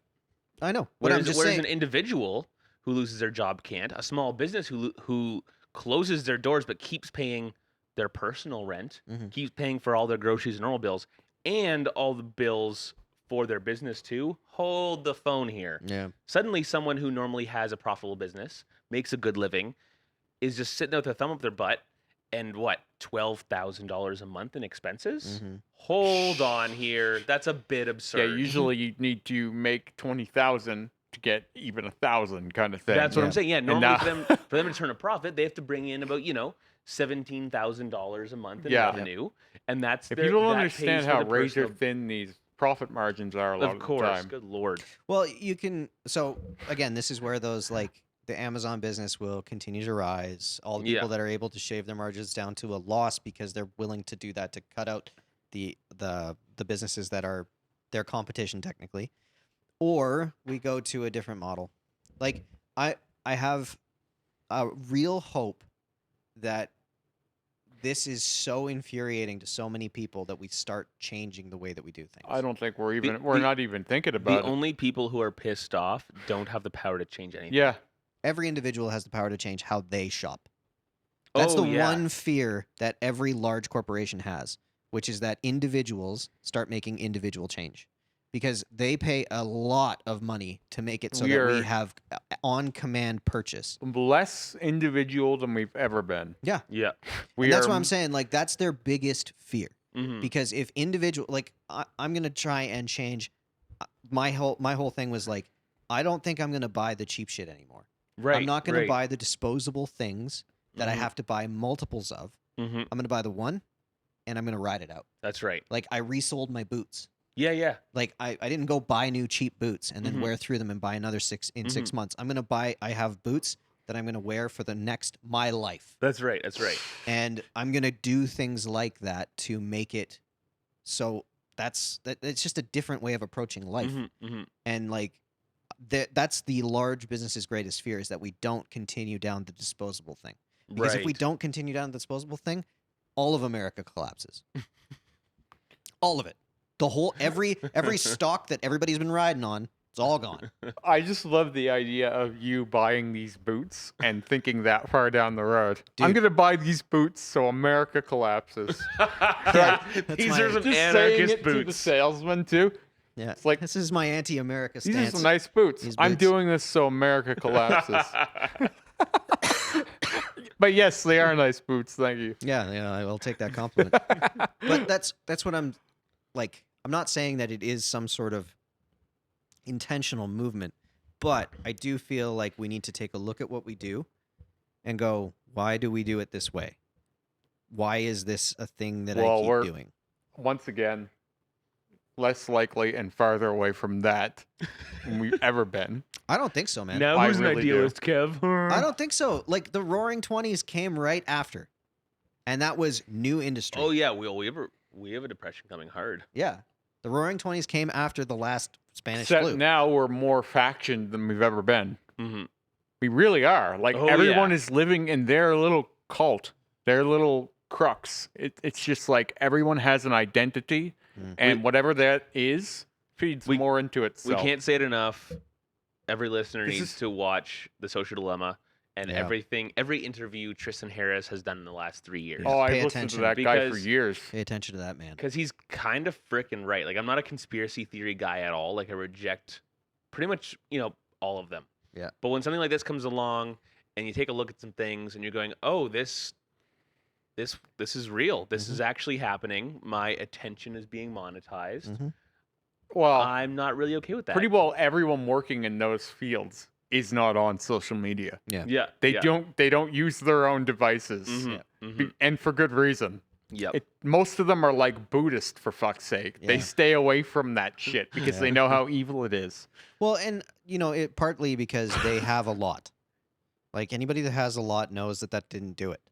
Like Mhm. if we get to a place where we're hundreds of millions of dollars in the bank, we'll be like, oh, that didn't do it. And successful people spend their time wisely Yeah, they really and do. productively. That's like the amount of people that are successful that don't have social media. But if you're these scrolling, if platforms you're aren't- scrolling on 9 different platforms, Yeah. you're taking time away from Life.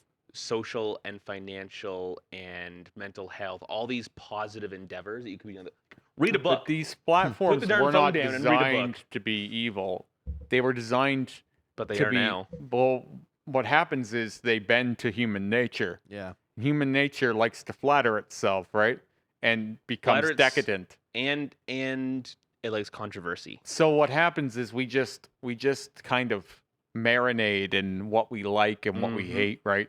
And Echo it just chamber keeps style. giving us more and more of that, and we get soft and buttery and Mhm. angry, and it just sink into it. And they know this, and they stay away from it. They don't Yeah. let their kids on these platforms. The problem is, as my wife's mother said the other day, you don't have to get on those platforms. It's like, yes, you do. These days, you Yep. do. This is Mm, the marketplace now. Yep. You can't sell anything without being online. Not anymore. no, Yeah. no goodness. Especially not to self-start. Yep. No. It's like you're going to be a new tattooer. You better have an Instagram. Yeah. Or, Oh yeah, you better. you know what I mean? How are You you gonna better. How are you gonna market yourself? Mhm, Yep. But that's mhm. the same for anything else Yeah. too. Like Sarah's clothing brand. Yep. Like we sell passively a shirt a week kind of thing without even posting about it. Mhm. Without that, and we're not even trying hard. Yeah. Without that page, those shirts aren't just going to sit and sell on their own. No, How of would course not. they? Yep. Where are they going to be seen? Mhm. Where would you ever see them? Especially with more and more people shopping online. Yeah. So it's naive to say you don't need to be No. online. No, you need to be an informed user. That's right. Like the ignorance is bliss doesn't work for this anymore.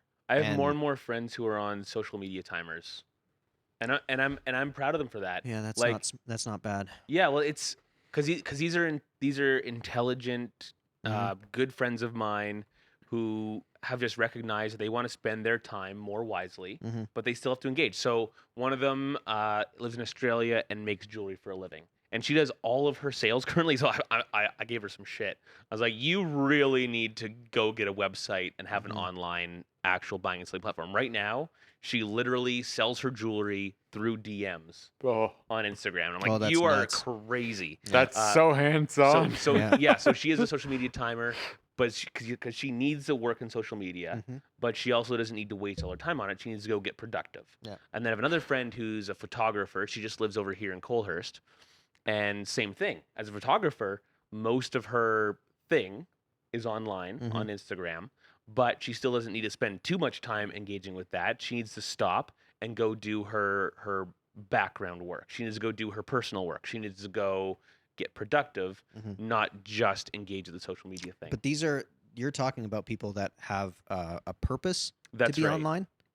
I'm saying if you don't have a purpose to be online, cut that crap out. Well, they're Well, not going to, because but we're hang telling on. everyone to stay at home. and not Yep. to mention you're talking about it, but you also want people to go on Instagram and see your stuff and potentially get a tattoo from Only you because when- it's the commerce, right? It- I just think that That's the purpose. So the purpose is if you're purposefully using it, I'm gonna go online and find a tattoo artist. For there to be creators, there have to be consumers. That's right. So, but we're sitting here condemning consumers. I'm not condemning anything. I'm saying No, look inside yourself and determine where your boundaries are. yeah, that's why We I'm all saying have like different boundaries. informed. Yeah, I'm not saying stop. Yeah. But I'm saying get intentional. Because Do like it on purpose. I kind of look at it like I was trying to explain this to my dad. Like he kind of needs to stay enough in the technology world that he's not his parents.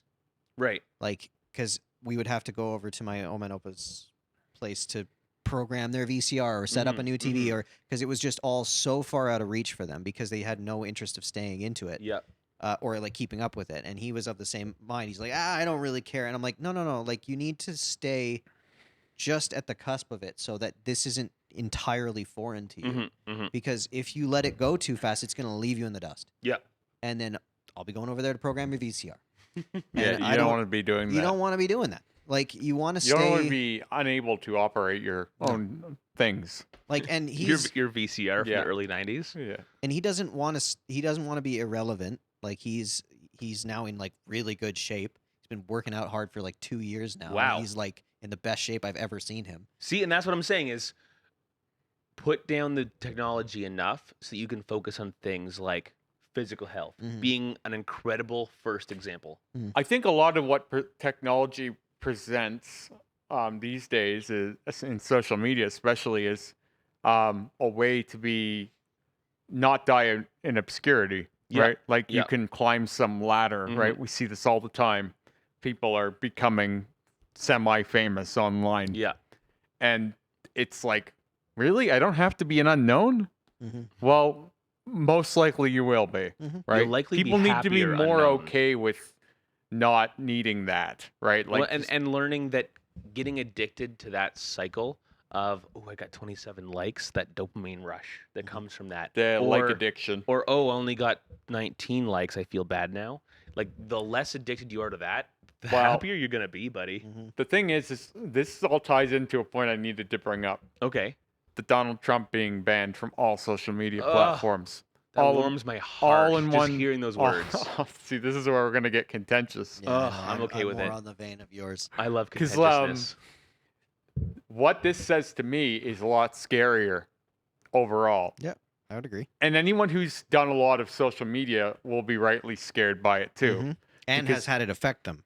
I've had my page taken away from me before without a reason given. Was it because you planned an act of sedition? No, but the Did point you storm the Capitol? the point wasn't that. It was that they never had to tell me why. Right. They just Right. deactivated me, and through an uproar of support, I was able to get my page back, but they never told me why. Right. So, right. like Sarah's mom was saying, well, it's their platform, it's their right. They can take away whoever they want. Mhm. It's like, not when this is the marketplace of everything. Yeah, yeah. This is where when we're telling everyone to stay home, and Mhm. it gets scarier when you Mhm. consider every single platform did it. right. Like they all had they all got Right. together and went, this guy's done. Not to mention the platform that they created, like the right created a platform Yeah.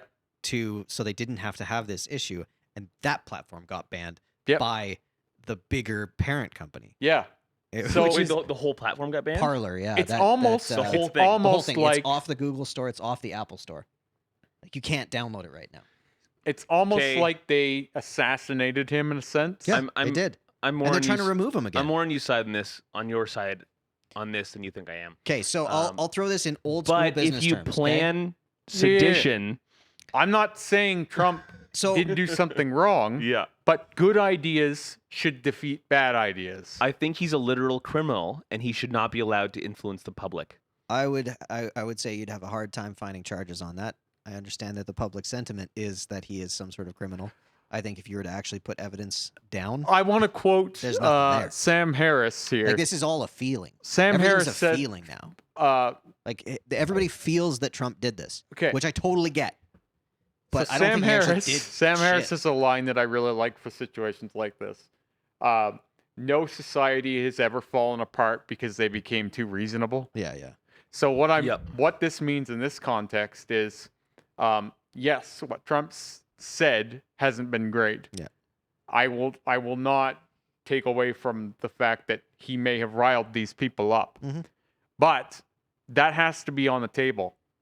If he doesn't do that, then how do you know what that side's saying? Say you have a place like Parlor, It's not. but there's going to be they just legitimized him. Mhm. So I'll give you another example, and I'm not going to give a backstory to who it is, but say this, okay? So powerful figure Yep. endorses movement. Yep.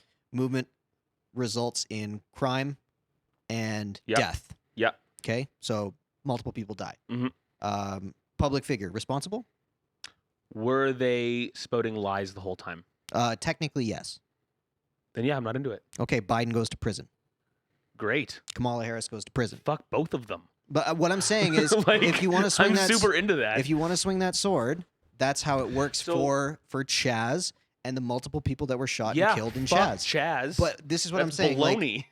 but with the way that their marketplace has said, because their marketplace is what's been given to us as the correct Mhm. marketplace to be in, they have zero accountability for what happened out of that Mhm. movement, Mhm. even though they were saying things that led to this radical situation.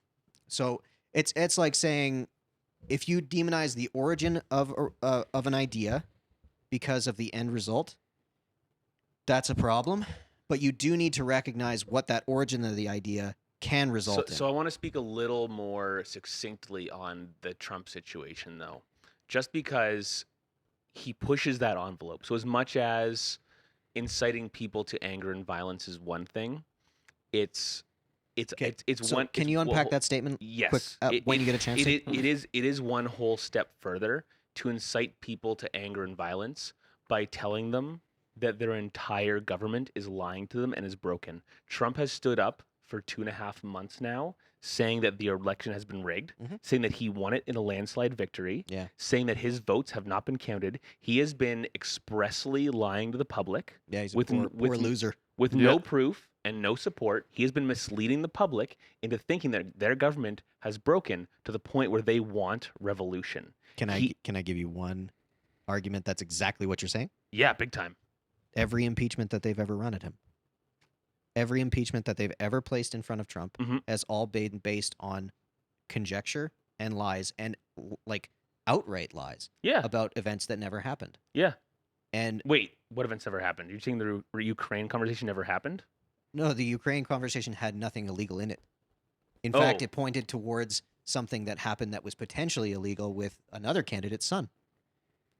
That's a different story altogether. But what It I'm is. saying Yeah, I is, was gonna say we could get deeper into this, but I don't have enough of the facts right now. yeah, all I'm saying is that you are taking issue with a mode of I'm saying an engagement that influential is person that influential should not be allowed to stand up Here's and the lie problem. and lie to the Here's the public. problem. And If you- incite you them think to that hate way, their of government. course. They're going to find All a of them. way to do that Yeah. anyway. every one of them. Like, And this guess is what? why- For the narrative Trump is running, this just made him more credible to those people. Yep, Yeah, of that's course. true. And by far. Oh, like yeah. it's like Alex Jones got a bit of a stroke when they canceled him too. It was Yep, like yep. he must be saying something right if Yeah, they're it does shutting add him validity down, to it right? all of a sudden.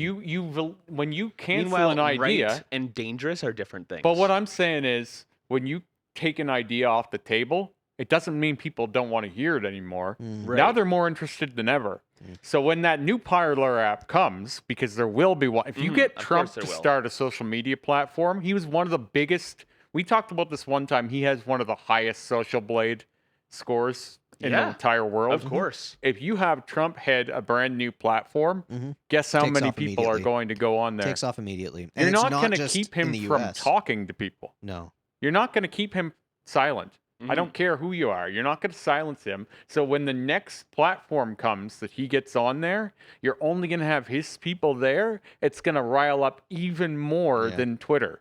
So, So- like, the only thing that I would say is like, because the whole Capitol thing was really stupid. All of this Mhm. whole thing has been really stupid. Having a And president that is allowed to lie to his people about actual legal process is really stupid.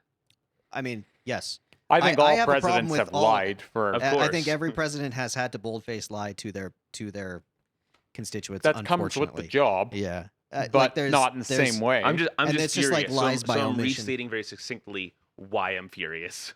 I think that it's like, if you're gonna paint people with a brush, paint them all, because like they all do mean, this shit. I'm not do. even I know. going. I know. I'm You've going met more me. like I'm a here's cynic. here's where I think with this social media canceling him all at once is people will stand up and say, well, it was their right to do that. He Yeah. broke their guidelines. Those guidelines change all the time. Mhm. Yep. And you wouldn't believe how easy it is to get on the other side of those guidelines. Yeah. So if they can cancel the president of the United States, how easy is it for them to cancel any one person? And by that stretch, who's saying we aren't already in a way canceled? Like, our reach has been reduced so much already. Like Mhm. you were telling me about your face tattoo picture that time, right? Oh my goodness. They limit yeah. our reach so much, Mhm. and it's just the way it is. Yeah. Right? So, I But can we give you have an to old use world those version of this, though. platforms. I can give you an old world version of this, because this is where this stems from. I have the right to refuse service to anyone for any reason. That sign that it was in diners and is in still places, like that's the mentality here, which is like, it's my business. I do it the way I want to. If you don't like it, don't But use we it. need that, because in our tattoo shop, if someone comes in here and they are going to start saying racist shit, or they're going to start saying that I'm tattooing them and they really like me, but they think Ricky's a piece of shit. This and is they small start, and they scale, start though. beaking Ricky. Yeah, but that said, as an entrepreneur, I want the right to refuse service to Sure. anyone that I choose to. But when Yes, you have 5-6 platforms for the entire world, Yes. and they're all in lockstep with one another, I would say you probably, like, what will probably come out of all of this is it'll be probably taken into a more of a utilities stance, because yes, but what this is more like is that they are the landlord, Mhm. and your page is the business operating from that landlord, which Yes. you have the right to tell a client that you don't want. So what to you're saying is there engage with, might 'cause be you can a- block anybody, right? That's right. So you can technically do in a small scale what they're choosing to do in a large scale. Right. But what I'm saying is that, like, there is a certain amount of you pay a fee to be here. Mm-hmm. You can operate your business kind of the way you want to Yep. within a certain amount of reason. Mhm. And I think right now the way that it's set up is more like your business is riding on another business, rather than, hey, I'm here, I pay my fee, because nobody pays the fee, Right. right? Like, we're not paying to be on these things. No. So you all of a sudden lose the ability to be like, hey, I pay my rent, just let me do my thing. Mm-hmm. So it's in a tricky kind of like weird trickle down where it's like they can claim that, like, no, you're just using our business for free. Mm-hmm. Good luck. Get out there, do it Mhm. yourself. But it is what people are using as their own commodity, Yeah. which, like, if you're talking about they're the landlord and you're the renter, right now the renters have no rights. no. Right. Absolutely not. And I think that eventually these things will need to kind of be addressed, so it's more like Well, renters, that's but what, you're gonna end up paying for the size of platform that you end up using. I So if don't you're- know. I don't know if this is happening or not, but I seen an article saying that Trump was in his last week going to be like issuing a whole bunch of executive orders trying to rein in social media companies. That's why they're trying to impeach him currently.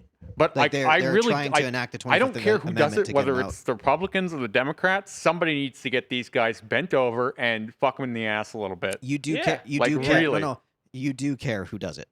Yeah, you sure I'm going to do. be honest with you. You You sure do do. care, and it might not be the way that you think, But because it could make it could make things a lot worse or a little bit better. I think what's going to be Someone most needs likely. to get them reined in a little bit. Mhm. I don't know if government is the way to do any of these things. Personally, I That's- feel like the government. Well, kinda sucks somebody in a lot needs of to regulate ways. this stuff because it's just insane. Okay. So if they're a U.S. based company, the U.S. has some grounds to police them. If they're not a U.S. based company, and most of these places operate internationally, so if all of a sudden they're going to get into legislativeness where, okay, Facebook, since you're a U.S. based company, well, okay, Facebook sells themselves to another country that doesn't Well, have these rules, and the then all real of a sudden they get problem to is keep that doing what they want to do. you can't get support. Yeah. Like there's no one human working at Instagram anymore. There's like no one human working there anymore. It's all algorithm controlled. Yeah. Like you can't get any feedback. You can't contact help if something goes wrong. Mhm. You're at the whims of this algorithm that they don't even know how to handle anymore. This is a fun concept I would actually not think of without having conversations like this. It's absolutely true. Because coming from someone I'm like, okay, if my Instagram got screwed up, kind of whatever, that's not that big a part of my game. It's how I get my customers. Sure, it's how people find me, but without it, I would still have plenty of clientele. It would be just fine. It'd be hard building new clientele, but I'd start a new thing somewhere else. I'd find a new way to advertise. But you're so right. If I had spent years, suppose I was selling my product through that platform, that was my big main thing, and it got canceled, my livelihood would be immediately messed I've said up this from it. before that to some extent these platforms are in their infancy. But what we're learning right now is how to live online. Yep. And what's coming next is going to be far more integrated, and it will be an extension off of what we're doing now. This is a great segue into a fun paper I read recently called Deep Adaptation. Yeah, this definitely goes right into that. Because you're right. Either we're going to become more and more reliant online, or climate change is more real and more present and more in our lifetime than we think, and our societies might collapse in our lifetime. I think what's very likely is we stop bothering to live physically, and we just live online. Because it's global so much mass suicide. It's so much That's so easier exciting. to perfect things online and live in a better way online with whoever you want to be, and I could be 6'3". Well, if jacked. Yeah. If you kill your physical corporeal form, they can no longer cancel you. Oh, online. of course I can. Well, they can cancel you. Yeah. That's You ever not- watched that's the not the Black joke. Mirror Deleted. episode where they? Have you ever seen Black Mirror? Oh yeah. Okay, it's Not the, all of it, just the a few one, the episodes. winter episode where they had if you did something socially bad, they could block you, And so no one could see your face. no one could see your face, Oh, and everybody I feel knows like I that saw you've been that. blocked Yeah. because you're just like in a red You aura. can't see or hear them. Yeah. Oh, man, it was. So this is what's going to end up happening, I think, is we're going to end up living more and more like virtually online, and it'll be like what we're doing now, but more hyper integrated. Where you'll be able to walk around eventually, theoretically, in a virtual space, and people will wear their clout.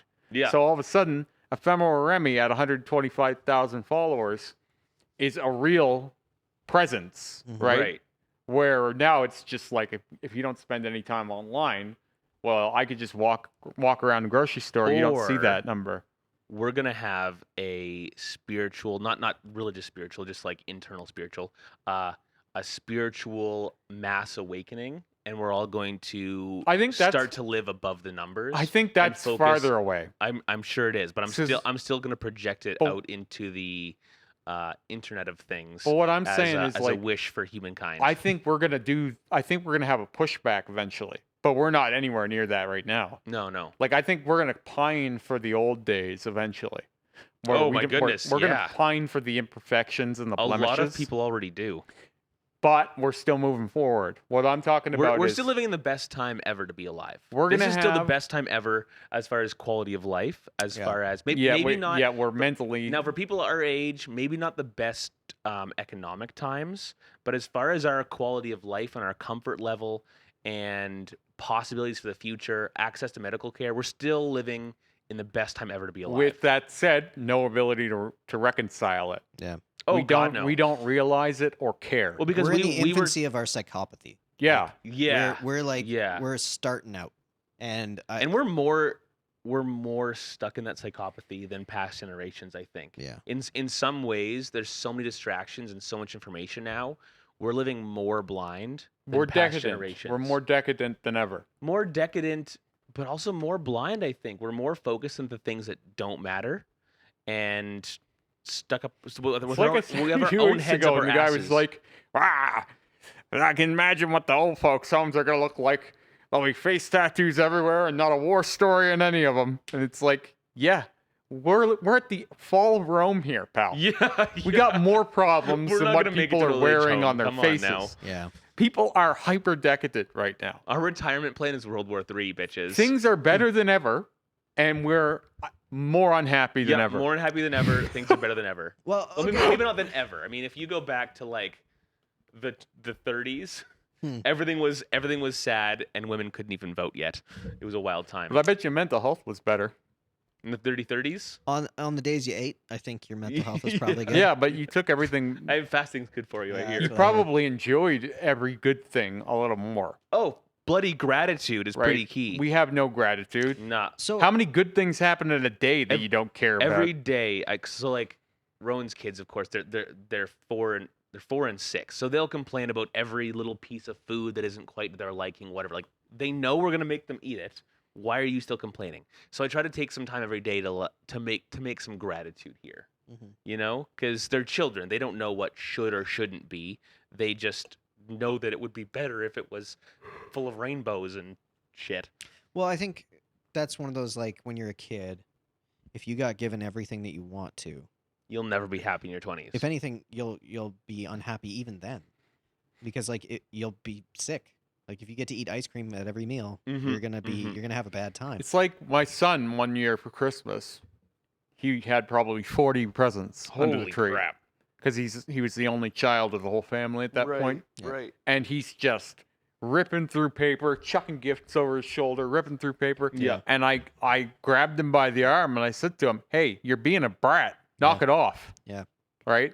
And then he starts crying in front of his grandmother, and I'm in trouble for, "Oh, you shouldn't be rude to him, and his feelings." And I'm like, "No, he's being a little bastard." Yep. And we've talked about it like all the time since then about how rotten he was that Christmas, and he agrees. Like he's like, "Yeah, that was pretty." How But, old was he like- at the time? He was 5 or 6, Okay. but like I would have never pulled a move like that when I was young. I would never Oh, had no. that many gifts, That's, and I would have appreciated every single one of them because So, I had so much less. let's make this a bit of a metaphor, a bit of a comparison or simile here, where if you're a child and you have one toy, maybe that's a little bit crap because all your friends have 100 toys. Yeah. Now, suppose you have 100 toys.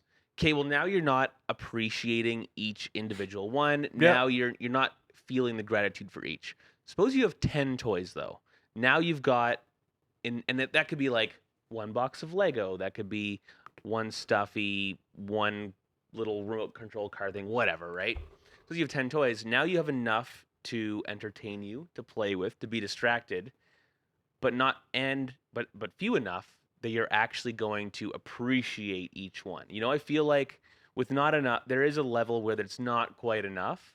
There's also a level where there's so much that you're not appreciating as much as if you had less. Yeah, I agree with that. There's a You happy know? medium. You get to, Yeah. and I think if you have those 10, you get to experience enough of difference. Yeah. You get to decide what you like. And then if you have those 10, you might find a cardboard box and think it's great and play with it for 4 days. And now you've built some gratitude. You've used your imagination. You've done some kid shit by playing with that cardboard box. Mhm. Whereas that rich kid, he never paid any attention to a cardboard box because his pony came in it. He's paying attention to his pony for 3 days. And then he got his battery powered little sports car thing, right? That kid never learned to truly appreciate anything. Yeah, I find that when you have too many options, not one of those options seems that amazing. Exactly. Right? Like, and I think when you get that from an early age, you're less likely to develop a real interest in any one thing. Mm-hmm. Because I found that with my son, like he's almost got too many tools at his disposal Exactly. to focus on any one of them. If you have too many avenues to spend your time and put your interest, you're not going to ever put the work in to truly developing the one thing, right? Like if a kid has 10 toys and one of them is that little like handle operated hi-ho thing that digs up dirt in the backyard, if that's one of those 10 toys, that's going to get a ton of use and he's going to like actually get kind of good at it. Right. If that's one of 100 toys, he's not going to use it much. He's never going to get good at it. He'll never appreciate it. He'll never get the full use, skill set, hand-eye coordination, etc. that could come from that toy. One of the craziest things I ever experienced was I was dating a girl who had a father who was a millionaire. Oh, wow. I actually dated 2 women with millionaire father. Really? Yeah, but anyway, this one guy owned a factory plant, so what he did was he recycled parts and sold them from Okay, cars great. and stuff. Yeah. He was a really great guy. Me and him got along really, A millionaire really well. who owns a chop shop, really? Pretty much, yeah. In Ontario, it was a girl I was with who was in Ontario that moved here to be with me. But anyway, he was a great guy and super relatable. Like, he and I talked like old friends. He never Yeah. treated me like a kid. Wicked. We traded war stories. It was great. Yeah. I yeah. loved this guy. He Yeah. sent roses to my dad's funeral a year after her and I split up. Wow. Yeah, like, he was a great guy. His kids were little bastards. Oh, of course they were. They were little bastards. And we went to Niagara Falls while I was there one time. And they were just checked out the whole time. They were like, I don't want Yeah. to be here. Fuck Yeah, this they place. don't care at all. What the fuck why do we have to come here? When if you brought your son, Whoa, and when I was he'd there, be taking pictures. He'd be I over was the like, moon. this is amazing. This is the coolest place I've ever been. I was over the moon. Yeah. I was thankful for being there and like really taking in the sights and enjoying the whole thing. And his kids were just like, fuck this. We've been here a million times. Like, he couldn't pay them $20 an hour to sit on a tractor and mow the lawn's property because he had a giant house on a hill thing.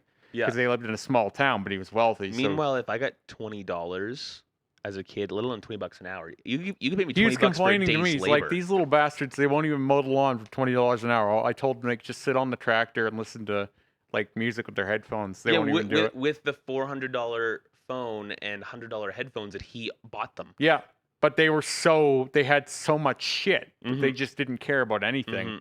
So this is where it gets hard because you want to give your kids a good childhood.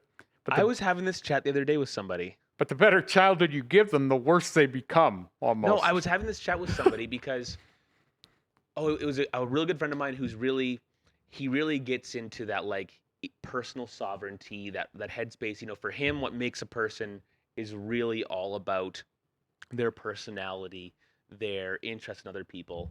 So we really got into a actually quite impactful, quite profound conversation. And one of the fun things was that it's super ironic that one of the things that makes somebody, or one of the most important things that builds who someone is the adversity they faced, how they overcame the challenges. And the more challenges and the deeper challenges that someone has successfully faced is what you respect in someone quite typically. It's what makes them who they are today. It's where their strengths come from. But ironically, here we are trying to raise children, and everything everyone wants to give their children is the best, comfiest life. They should never feel sad. They should always feel loved. They should never feel this. They should always feel that. You want the best for them. They should grow up in a giant castle where the heat is always set to 26 degrees. Yeah. And. Meanwhile, that's how you make a soft, ungrateful I think that's why 19-year-old. That's why generational wealth only lasts 2-3 generations. That's right. right. 'Cause Exactly. the first is the hungry, aspirational, probably had some trouble in his youth, kind of hustling guy. That's right. Builds that fortune, then the son wastes it, and by the time that next kid is born, the family's collapsed basically. None of Wayne Gretzky's kids play in the NHL. Well, they don't need to. Their father was famous enough. Their Touche. father was successful enough. Well, They still played hockey, But they still had all they don't the have upbringing. to. They don't have to reach that same They height. never had the drive. They don't have. Yeah, exactly. They're not hungry. How could you have that drive? You grow up in a successful family. You don't have to be like I see it even at my work. I see it. Like my main boss is like a hungry man. Yeah. He was in his own way. He was really aspirational. His kids, not really. No, They're just kind of like, well, I guess this is life. if they get willed the business, they'll go on managing it. Exactly. But they would never. They have would have the, never been They able to would do never that. have the drive to start from scratch. And the save aggression of being save good the at it. money to Yeah. buy a franchise, to make all the decisions over the years to have that franchise be a successful business for years. And what I find is funny is like he's older now. Like Yeah. he's a funny guy and he's really smart, but like they talk about him like he's like a bumbling old idiot or something. Mm, And it's like, no, none of this is possible without this guy. yeah. Yeah, yeah. Like you don't It's the complete understand. disrespect for the- You're in the building that this man's brain created. Yeah. Right, And right. you're laughing at him like he's an old Yeah, coot. he took risks Yeah. and made smart decisions to get to here, and now look, it's a profitable business. He probably owns that building outright, I imagine. The Well, only thing it's- I would say, like, I don't necessarily think it's a truism because I think that it's a lot in how the parent handles the children. Yes. Like, I know I used to, well, But If we're I- if talking, we we're ever get talking to play- averages. There's always exceptions to these. well, To these okay, so statements. I'll Anything give we you say, there's exceptions. I'll give you an example. There's a guy that I play with, played guitar for. Yeah, exactly. Played guitar for. Who his dad, like I would take any Eggplant advice. emoji. I would take any advice his dad gave me. Like Yeah, he's one of yeah. those Maybe guys it's the that peach like. emoji. Yeah. But anyways, he's a very very wealthy man. Like he's a chemical engineer for a petroleum company. He's multi-million dollars. Yeah. And he's raised kids that are so normal and amazing, and their whole family dynamic is fantastic and Mhm. caring, and they Mhm. care about people, and he's instilled in both of them a drive to create something for themselves. They both went in very different directions than he did, and he has enabled them to do those things, but they have to create it themselves. Right. Right. And But now, because, is like, that he's 1 in really 2 or is teaching that them- 1 in 10? but what I'm saying is that like that mentality in that man created It's certainly not something in one his and two. children that is a rarity because Mhm. the law of averages is like majority of people are going to make it so that when your kids are spoiled brats, they're going to be terrible humans.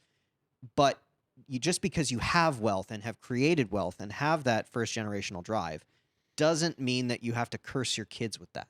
Is what I'm trying to say. Oh yeah, right. I think like, part yeah. of what's happened isn't even necessarily related to wealth, though. Because what's happened with, say, my son, none of us are particularly wealthy that are in his life. Consumerism has ramped up. So now Mhm. Christmas is more than it used to be. Yep. We need to buy more gifts to get the same feeling we needed to get as a kid. Mhm. Like when we were kids, 5 presents was great. 10 presents, amazing. I got none, buddy. What I'm saying is that number. Oh yeah. There's never a Christmas Oh present. yeah. He's never Christmas. And my brother was the S type of the group. He was the super off the walls, like, "Mommy, I'm gonna kill myself today," like from a really young age. Like he was the wild one. So anytime there was any money that could go toward positive incentive gifts, they would always go to him. Hmm. So he got all the gifts, and I was just kind of like, "Meow." So don't call it Christmas. Don't call it birthdays. Yeah. Call it the amount of consumerism has gone up. You Oh need yeah, to buy more goodness. things to get the same amount of almost like if you needed to get 10 to get to 10, now it's you need 50 to get to 10. Right. You know what I mean? Yeah. So We're we give junkies. more We than need we more. used to. We draw deeper into our own pockets than we used to stimulate this feeling in people. Mm-hmm. So when kids get more shit, whether you have the money for it or not, you're creating more of that entitlement, right? Well, you're trying to fill a vacuum that's increasingly becoming endless. But then they go into the world expecting that they're going to be given that Yeah. from everyone, right? Yeah. That added amount is going to be given to them from everyone they encounter. Mhm, So mhm. every interaction they had, they go into thinking, I'm worth this much. I'm worth this much. And then so when people don't give them that, it's like, you're not giving me what I'm owed. Well, suddenly they're entering the workplace at $15 an hour for minimum wage, going, this isn't good enough. This is garbage. And I'm sitting Yeah. here going, I was working for $5. I bought a an hour house on minimum less than wage." $15 an hour. Exactly. But this is where And I now kind you can of barely get someone to work for that. Yeah, you can barely motivate them to. this is where my hope is in individual decision, because like I don't mean that I'm like a hallmark for this type of thing, but this whole situation with COVID has got me thinking differently, and I can only hope that like some people get that as well, Mhm. because like looking at buying houses, I'm sure you have the same thing where it's like the people farms that we've developed Ugh, it's freak gross. me out now. Especially since these houses are like kind of crap. Yeah. And you're gonna pay for them for 25 bloody years. Yeah, or 30 or 50. No, I'm not. Yeah. I'm probably gonna do a 15-year mortgage. Yeah. Depending on what price range I buy in, obviously. But it just like when I drive through those places and I see the same like oversized house for kind of 2 people and a dog, Mm-hmm. and it's a 3 stories. They've Postage got stamp lot. yeah, they have no yard, no nothing. Nope. Everybody's tight together. Everybody has a truck and an SUV. Mm-hmm. Everybody has the and same thing. You can barely park on the street. There's Yeah. no off-street parking. You're barely managing to park here. Yeah. What was your plan? And like that, I don't know if that's just like because our parents had that mentality of like everything needs to get better. Like trying to talk to my parents about buying a house and we want a small house. Mm-hmm. Trying to talk to them about that. Oh yeah, goodness. Like they'll send me houses where it's like, oh, this is twice your budget and it's twice as many rooms as you want. Mm-hmm. There's 4 bathrooms. Well, they want you to have 4 kids. Dude. But like even if I had 4 kids, I wouldn't live that way. No, of course not. Like that's where like if I had all the money right now, Mhm. I wouldn't live that way. I'd Right. probably put a small house somewhere nice Mhm. and enjoy my Yeah. surroundings. But I would not do the big house that you have to pay somebody to clean it. Mm-mm. I wouldn't do that thing that everybody thought was such a good idea. Let's buy a big house so our family can all be really far apart from each other. I love the idea of buying a piece of property that everybody can come and live on. Ugh, I want it so bad. Like more than anything. I actually have friends who send me things a limit. I found, or Simon found, 120 acres of beautiful forested land way up Highway 40. It's like 3.5 hours from here, so it's a bit far, but it's 120 acres of beautiful forested land with some running spring water. It already has 3 like kind of hunting style shack cabin things on it. A couple of them are actually kind of look more house-esque. Mhm. And there's already like a couple of roads, and the 3 cabins are built in this kind of circular, triangular, roundabout thing, and then a road out of the property as well. Mhm. It's just incredible. And that's the kind of property, 120 acres. You could have 6 families Mhm. sustainably live on that, firewood, food, livestock, whatever. You could support people on that Mhm. property. And it's not like we have a big shortage of land in Canada. But it's so expensive. Why do I have to go 4 hours away to get down to that $3,000 an acre point? If I want to buy something that's close to a town where I could actually, work or something, suddenly I'm jumping up to $12,000 an acre, Mhm. and suddenly that's They wealth. don't want you to have that much to yourself. That's wealth money all of a sudden. Yeah. I mean, I know the reasons. Yeah. Well, Well, because more people want it. Yeah. It's still capitalism. It's still supply and Yeah. demand. I just like my mindset and my view of life is considerably different now. Hmm. And I just wonder how many people are in a similar boat. I don't Like- think so. Again, I think a like, lot of people have changed their priorities, Well, but a yeah. lot of people are stuck in the same rut as always. Yeah, well, that's it. Like, you can't fight the war 10 feet away when you have a war at your door. That's exactly This is where right. I always get back to. Most people are too distracted by my rent is coming out and I don't have enough money for it.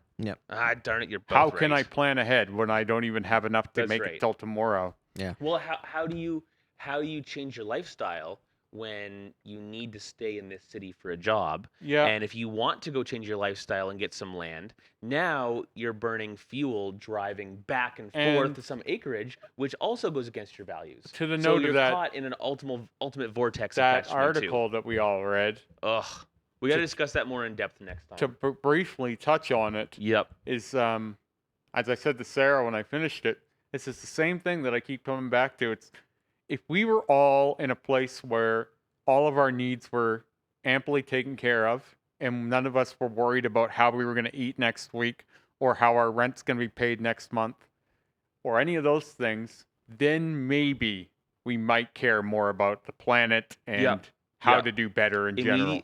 As humans, our survival instincts Yes. will always make the immediate threats way more So important we than can't the get to far-off these threats. problems, and they're not even that far off, a lot But of see, them. it's those psychological reasons that I actually put some credence in his article, in his viewpoints, because he's kind of right. We're kind of already pushing the envelope past the point of no return, climate-wise, and the chances of getting us to pull our heads out of our butts and focus on the long-term effects of things. The problem is pretty the slim. only problem I have with the framing of that article and there's a lot of issues with it. some other viewpoints of climate change.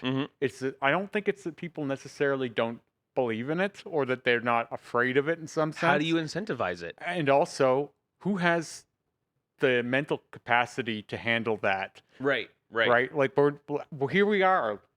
2 out of 3 of us aren't working right now. Yeah. And I'm working weird as fuck hours just to stay afloat. Yeah.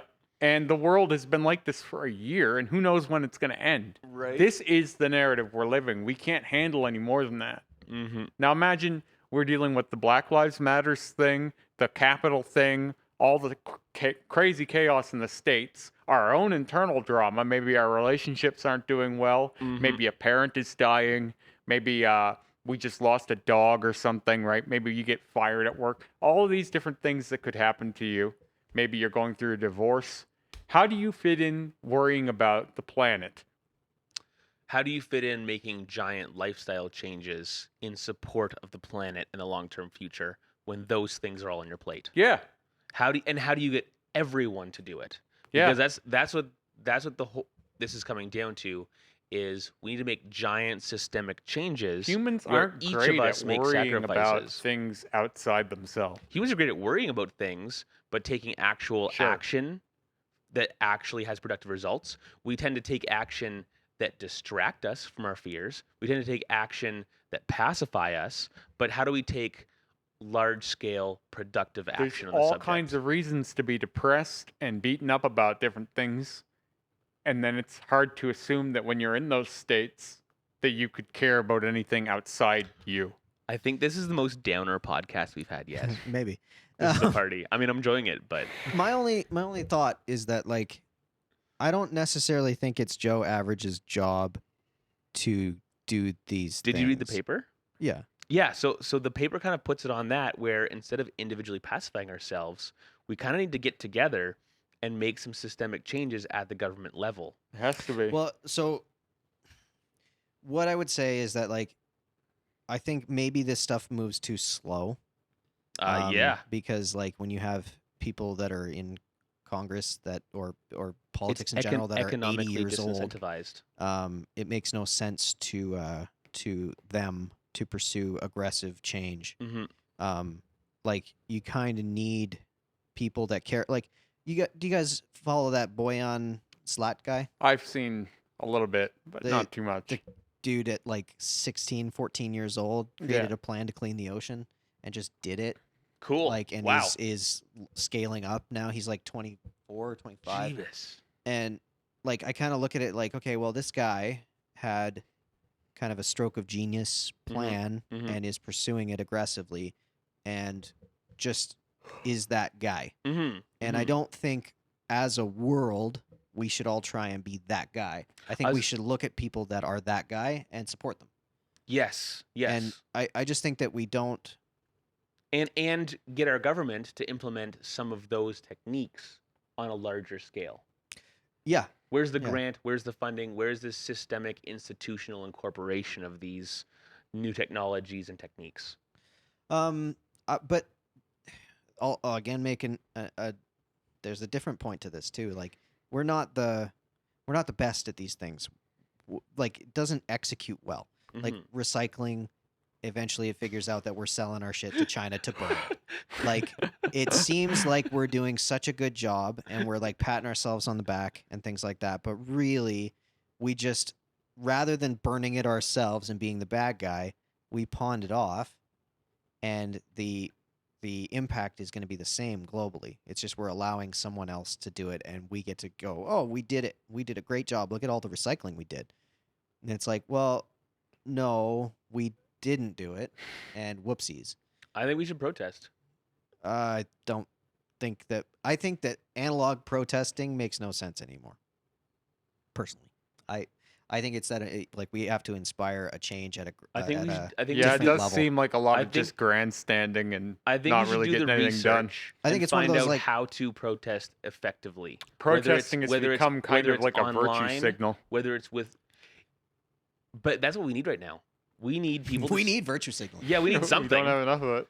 When it comes to saving the planet for the next generation, maybe we should be bloody virtue signaling a little more. Maybe we should make it okay to tell someone with different viewpoints, hey, don't do that. Drive a smaller vehicle. Hey, what the heck are you thinking over here? What's your plan? Maybe it should be okay to virtue signal a little more about the things that matter. But this drive a smaller vehicle. How? I say as I drove here in my truck. But like what? So then, who do you get mad at? The guy who bought the truck, or the guy who bought the truck from that supplier? Like, you get mad at the supplier, or do you get mad at the consumer? Right? Yeah, Well, it's like that big bottled water conversation. It's like they're gonna sell you something and then criticize you for buying it. Virtue signal until the guy in the Prius has more social credit than the He'll guy never. than the guy in the Porsche. He'll never. And there is a Porsche that has better social credit than the Prius. Like that Porsche, whatever it is, their electric one Great. is Great. it's better on anything That's a than step in the any right direction. Prius can be. Good. But that's what I'm like. So Tesla did an interesting thing, in my opinion. Mm-hmm. It made, because I always thought that Prius so missed the mark. Like Prius came out in 2001, I think it was. It's Something old like that. now, It's yeah. old. But it came out as the loser vehicle. It looked bad. It drove bad. What? Everything about it was bad. It And didn't it is drive bad. You've driven a Prius? Yes, I've driven many Priuses. Really? Yes. I've driven great distances in Priuses, and they are Really? god awful. Oh, that sucks. They are rickety. Their batteries die. They're like my Toyota Corolla. Actually, my SUV gets better gas mileage than my buddy's Prius. We're gonna have a guy in What? the Yes. podcast comments. Fuck you, Priuses are awesome. Okay, You so guys are we're getting sleeping on feedback on Prius. this. Catch up. Priuses are changing, and they're trying to, but they wanted to market. It's just like they did for a lot of those things, like the Nissan Leaf and like all these things, where it's like we're marketing to a non-testosterone hippie who's a vegan and is like a loser that Someone has who- no friends. Someone kind of who's thing. unfuckably nice. Yeah, yeah. It's like that. We're like, because that's what Basically, we Ned think of. Flanders from The Simpsons. But it was like when you look at the marketing of that vehicle, it's like they're telling you who that person is, Mhm. and who that person is isn't a desirable thing. Tesla came around and was like, you know what, electric roadster. Yeah. That's yeah. who we're marketing to. Yeah. We're gonna build that, and it then- was oh. $1 million, and it was cool. And like they have made now the Cybertruck, which is like every guy looks at that and goes, "Oh, I want that." I mean, I hate it, but I okay. know, but I want it because it's ridiculous I and hate it's it and I don't want bulletproof it. and I want it. But like, it's one of those like you're taking a technology or you're taking an ideal Yeah. and you're giving it a face that's way better to market. I want to see something else Mhm. that Tesla did right. If you come out with the $100,000 car 1st, Mhm. so that everyone who drives one has financial and social Mhm. credit, Prowess. and so that Teslas are super cool for years, for Yep. like a decade now. Yep. They've been super cool. Officially the now- biggest car company. Yeah. Now, when they come out with a $25,000 electric car, Yeah, you're people, not you're people not are the gonna bad feel guy. people You are have a gonna feel cool thing. cool Yeah. driving their green, economic electric car. Did you ever see Elon Musk's tweet before he did all these? No. Which one? Well, so after he sold PayPal or whatever and started these new companies, hmm he made a tweet that was just a list of the things he was going to do. And he's doing them all. No way. I don't think he's missed one. Well, Cool. did you see he's the richest man in the world now? Yeah, he surpassed Jeff Bezos. And he just was like, "Oh, that's cool. Back Yeah. to work." Mhm. Well, no, what he said was half of my money is going to crap, I can't even remember the quote, but it was like half of his money is going towards stuff here and half of his money is towards getting us to Mars. Yeah. That's what he's allocating his research, because like he made an Which excellent I'm point. not pro at all. Why? I feel like if we're going to burn fuel and use energy and build things, it should be carbon scrubbers. It should be creating new industry that is more green. It We are. shouldn't be burning things We to are. get off planet. What if potentially, It's not- instead of it's not here saving yet. this planet, we all move to another planet? A I smaller don't- planet that's colder than what we can withstand. I've read the science on Hear it, me out. and What it's if we- all bullshit.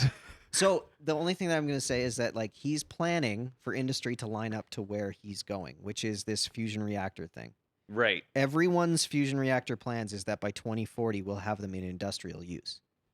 That would save our bacon Yeah, so it's like climate wise. so it's like if you're running towards a direction and you go, well, we don't have it yet, but by the time we get to this place, hopefully we'll have it. If that works, If it works, it pretty works. good, pretty good. No, What is your number one objection to going to Mars? The fact that this is a longer point than I would expect, but even this mug Yeah. has a carbon footprint. It's a much smaller carbon footprint than that truck, but that truck's carbon footprint is much, much, much smaller than building a spaceship. And that spaceship's carbon footprint, and I'm talking just the carbon footprint of manufacturing this mug and manufacturing the parts and the metals to go into that vehicle, and then heating the building that the workers work at to assemble those parts, and then the carbon footprint of transporting that vehicle from the factory to a bulk car lot, and then transporting that vehicle from that bulk car lot to the actual distributor, and then, right? So there's a carbon footprint in each of these things. Building a spaceship has a million-fold carbon footprint of building an actual vehicle. And then you're burning more fossil fuels to launch that out of the atmosphere. For what net benefit to humankind? I don't think they use fossil fuels. I think it's liquid O2. And methane.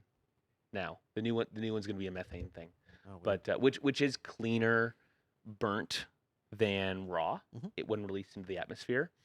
But what I'm saying is the carbon footprint here is astronomical. It's huge for no net benefit to our.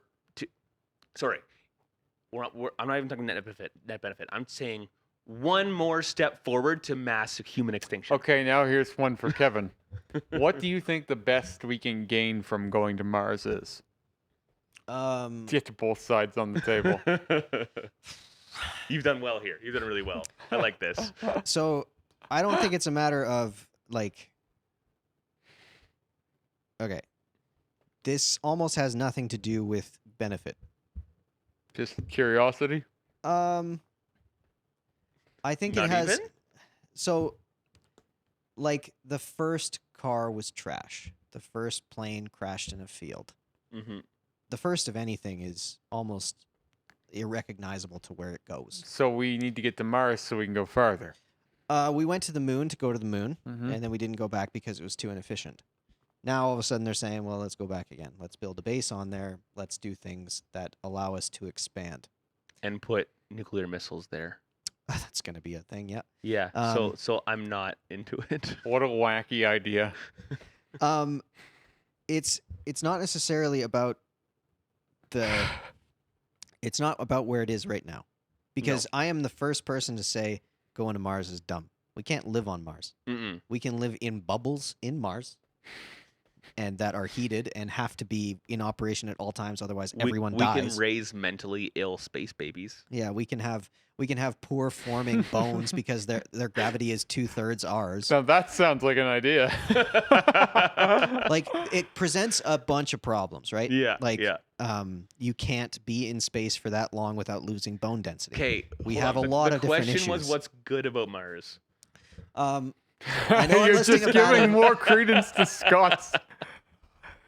The Wright brothers seemed like morons at the time, but what was seen was this potential of And global what I'm saying travel. is, if they didn't make the airplane, we would have a smaller carbon footprint and be 10% further back along the Here, anthropogenic I global find warming we're in scale. contrast with my idea earlier where I said, how do we face the monster down the road when we can't face the monster at home? Where Scott's saying we shouldn't go to Mars because we have a monster here to deal with first.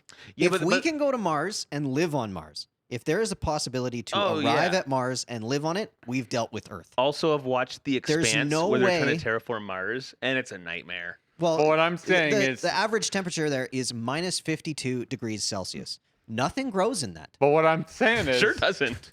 You in got terms to of do what we everything should deal with hydroponically first, anyways. I got to give the edge to Scott's argument that maybe we should worry about what's plaguing us here Well, before Well, we're. I'm the just saying idea that- is, and this is the ignorance is bliss side of things, is like, well, if we can get to Mars and live on Mars, we've figured out Earth. So that's what I'm saying is Because you instead of- can't have both. You instead of can't doing- have this one without this one. I'm saying is if he has that much wealth, instead of doing something that puts us one step further along the anthropogenic global warming sliding scale, what if he's put that money taking us one step backward He is. on the anthropogenic sliding He is. scale of global warming? He is. Gigafactories in themselves are huge. Gigafactories being Okay, you only look at 1% of what he's working on then. yes. So you, 'Cause you- what you he's need doing- the most battery factories. The published. gigafactories are in themselves, like his battery storage in general, hmm heat loss in his new batteries and things like that. Like Mhm. that stuff is a fantastic net positive Yeah. for our Yes, for our big world. time. Yeah, So it's like, it's not like he's anyone's gonna just doing that. If anyone's going to bring grid level battery storage that allows solar panels to work on a larger scale Yeah. for everyday power use, it's going to be huge. Mhm. But what I'm saying is, why then put the other half into going to Mars? Why not use it on something that's going to, say, scrub carbon from the atmosphere or something? Because he's doing that. It's not like he can't do one without the other. Like he's saying that he has enough capital that he's going to look at all avenues. Yeah, Which I'm still not pro Mars. That's all. I think he's pro Mars in the same reason that Tesla truck exists, because it's cool. Which I think is what we need to step back from as a human species. I don't know. I like Tesla trucks. They're cool. We do tattoos. That's an But it- entirely irrelevant thing. But if you don't need a truck, then a Tesla's truck is still wasteful. Sure. The carbon footprint to manufacture that is much greater than a Model 3. I'm just saying, if everybody did everything pragmatically, we wouldn't have anything cool. Yeah, you need some culture. You need some cool shit. Art And, creates like, Yeah, culture. that's what And tattoos are the for, cool man. thing, like the idea of going to Mars, is only bred out of opulence. Like you don't go to Mars unless you're doing well. So the mere idea that he's thinking ahead, thinking that we're going to be in a better spot than we are now, is the most optimistic thing I've ever seen. Because the Well, we environment have no presented around real us. reason to think that. Yeah, we have though. no reason to be No, optimistic that's at the all. thing. Like That's what, to me, it's blindness. I think his it's blind insane. optimism is endearing. And I think that's Maybe why. some. These are He seems to terrible really emotive anger a lot of reasons. people. No. It's evidence in who's investing in him. That's the evidence that you're getting, because there's way more people obviously that are building his stock up, that are Mhm. putting capital into his businesses and his vision, that look at this blind optimism as something to be valued. So it's like, just because we sit here and we go like, that's pretty stupid, we should probably fix all these other things. There is a shitload of people out there that are going, I'm going to put my money on the idea that we're going to be good. We're going to bet on that the house isn't going to win. God. He has a PE ratio of 1,694. I don't know what that means. I don't either. That's his price to earnings ratio. That's how much his. So that means that his stock is worth $855 US, divided by 1,600. His stock earns 50 cents a share. So a healthy price to earnings ratio is 13, not And he's- 1,300. 13. What does that mean? Tell that to us laymen. So if his stock was healthy, it would make 1/13 of $900. So it'd make about, let's say about $75 a share. Instead, it makes 50 cents a share. So a healthy PE is 13. His PE is 1694. So what I'm saying is that his wealth doesn't exist. Yeah, I know. Nobody's does. Yeah. No, but Nobody's does. It's We're all tied playing up this and game. everything else. We're all playing this Yeah. game. That's no, why I'm no, saying. no, like, not even tied up in anything. As in his actual net worth is built on profits that that aren't there. Yeah. aren't there, that Yeah, I haven't know. happened yet. His- That's most companies now. Mhm. Like, look at Amazon. Oh, Amazon operates at a loss. Amazon's isn't that crazy. Amazon's is like 200 or something. But still, that's past where your 13 is. Oh yeah, but 200 happens sometimes.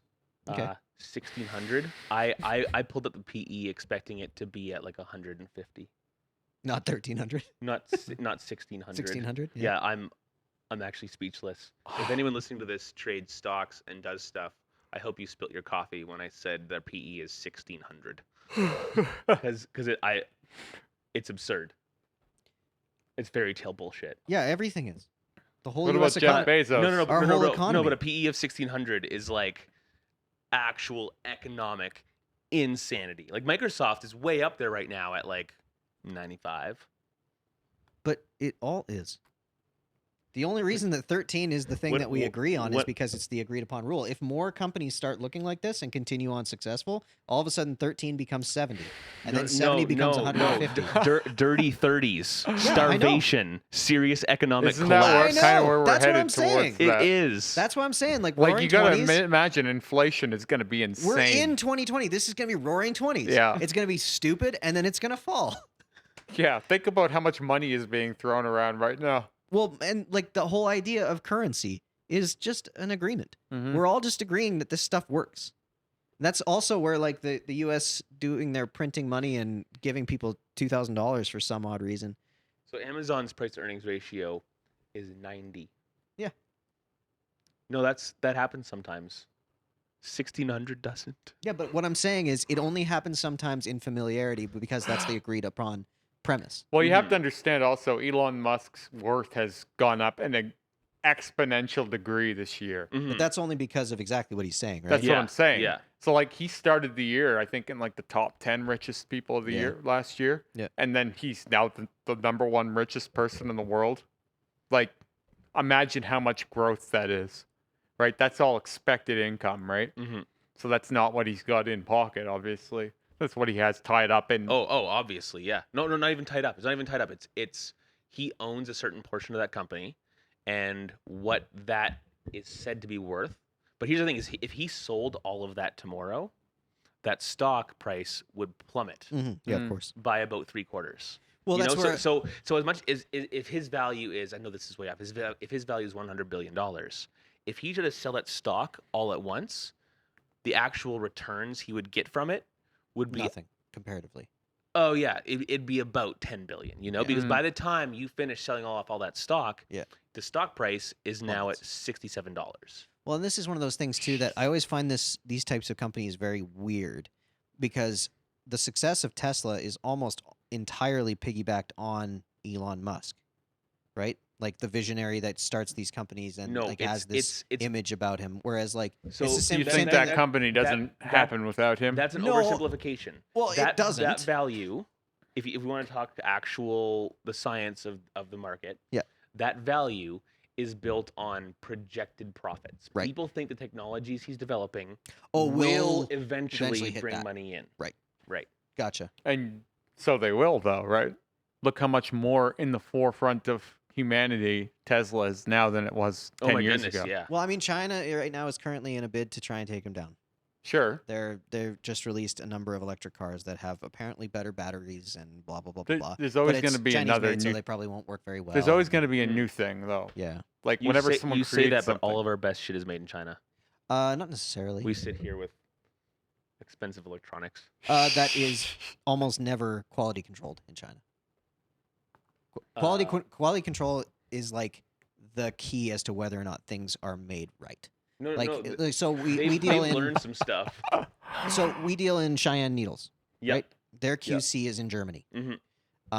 Their QC is the reason that everybody likes Cheyenne Needles because they're Right. going to let them go through. 'Cause Exactly. The craft needles are all made in China. Yep. Along with a bunch of other things, but Mhm. we both know that the Mhm. ones that are QC'd in China aren't Right, good. They right. just Mhm. aren't. Yeah. So that's one of the reasons that a company like Apple and things like that is where they place their QC is going to dictate their value of their product because you're going to have less Right. issue. Mhm. It's the same reason that Germany could take things, make them in other places, as long as it's quality controlled in Germany, they look like the star. Like Right. we have one of Mercedes-Benz biggest plants here in Canada, Mhm. which we're in the bid for Apple's car. Cool. So Apple wants to make a car in the next 4 or 5 years. Mhm. Our Canada's Mercedes factory, which is the stupidest thing I've ever said, is in a bid, a $21 billion bid to make Apple's car. Mhm. But what they're paying for is the German QC. Right. It's not because Canada is so good at QCing Mhm. things. It's that Germany, Mercedes-Benz in particular, has a certain standard that they're not going to allow product out the door that isn't great, So which is do you- what Apple would be paying So for. do you think it's actual Germans doing the QC here, or do you think No, they? I think the cars get shipped back over to Germany, and they've written the protocols for excuse each me? part. They've written the yeah, yeah, No. yeah. Oh yeah, for No. certain models, AMGs, absolutely. You can build whatever parts you want wherever you want. That's why like Fords are made in Bolivia. Dude, if you start looking at like where they're shipping cars but to I'm be saying made and then but the pushed Fords and then being driven in Bolivia aren't shipped here and shipped back. if you want to get the sign off that it was done in a country, yeah, you have to. Oh, that was done in a country, sure. Yeah, that's what I'm saying. Like if you want to get the QC part But the of it, Mercedes being driven here aren't being shipped to Germany and back. I would think yeah, they are. Otherwise, You what the guys fuck are find you something to paying talk for? about. I gotta do some googling real quick here. But like, This all is I'm asking wild. I is got that nothing No, on cars. I hope you're right, because this would be a wild thing for me to bitch about from now on. it just is one of those things. Like, what are you paying for? Because you're going to pay a premium on Mercedes brand cars for a reason, Mm-hmm. and the only reason is that Germany has created this thing. And it could be that the schematics were overseen, that they create the protocols, but either way, it's from the quality control of Germany I guess what I'm being saying, the factor that the- you're getting the quality. the moral of the story here is that China has made a lot of changes in the last 2 decades. In the last 2 decades, they've gone. So I had the privilege of witnessing one of the first iPhone knockoffs. My buddy got this iPhone knockoff. And it's a touchscreen iPhone. It looks just like the iPhone, but it's the Y phone or whatever, Yeah. right? And it takes 2 SIM cards. And it's supposed to do all the things, but it's this like rudimentary piece of garbage, Mhm. right? It's super crap.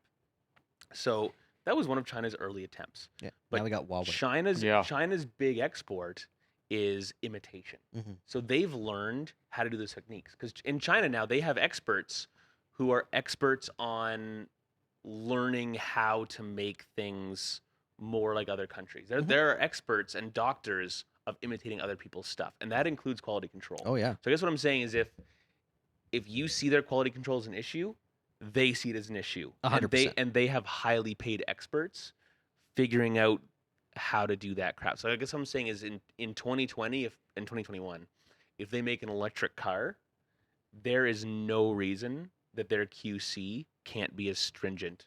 No, don't get me wrong. The vehicles hitting their streets, the cheaper versions, they're going to sell to their own people, won't have the same level of R&D, because R&D is the bigger thing than quality control in this case. The quality control and R&D going into it will most certainly be lower. But the ones they're trying to compete with Tesla on, they'll have just as strict quality control guidelines and just as much R&D going in, because they have the monetary and manpower resources to make our crap look like. I think But part of the the only shame. the only thing is that so far they have not hit that.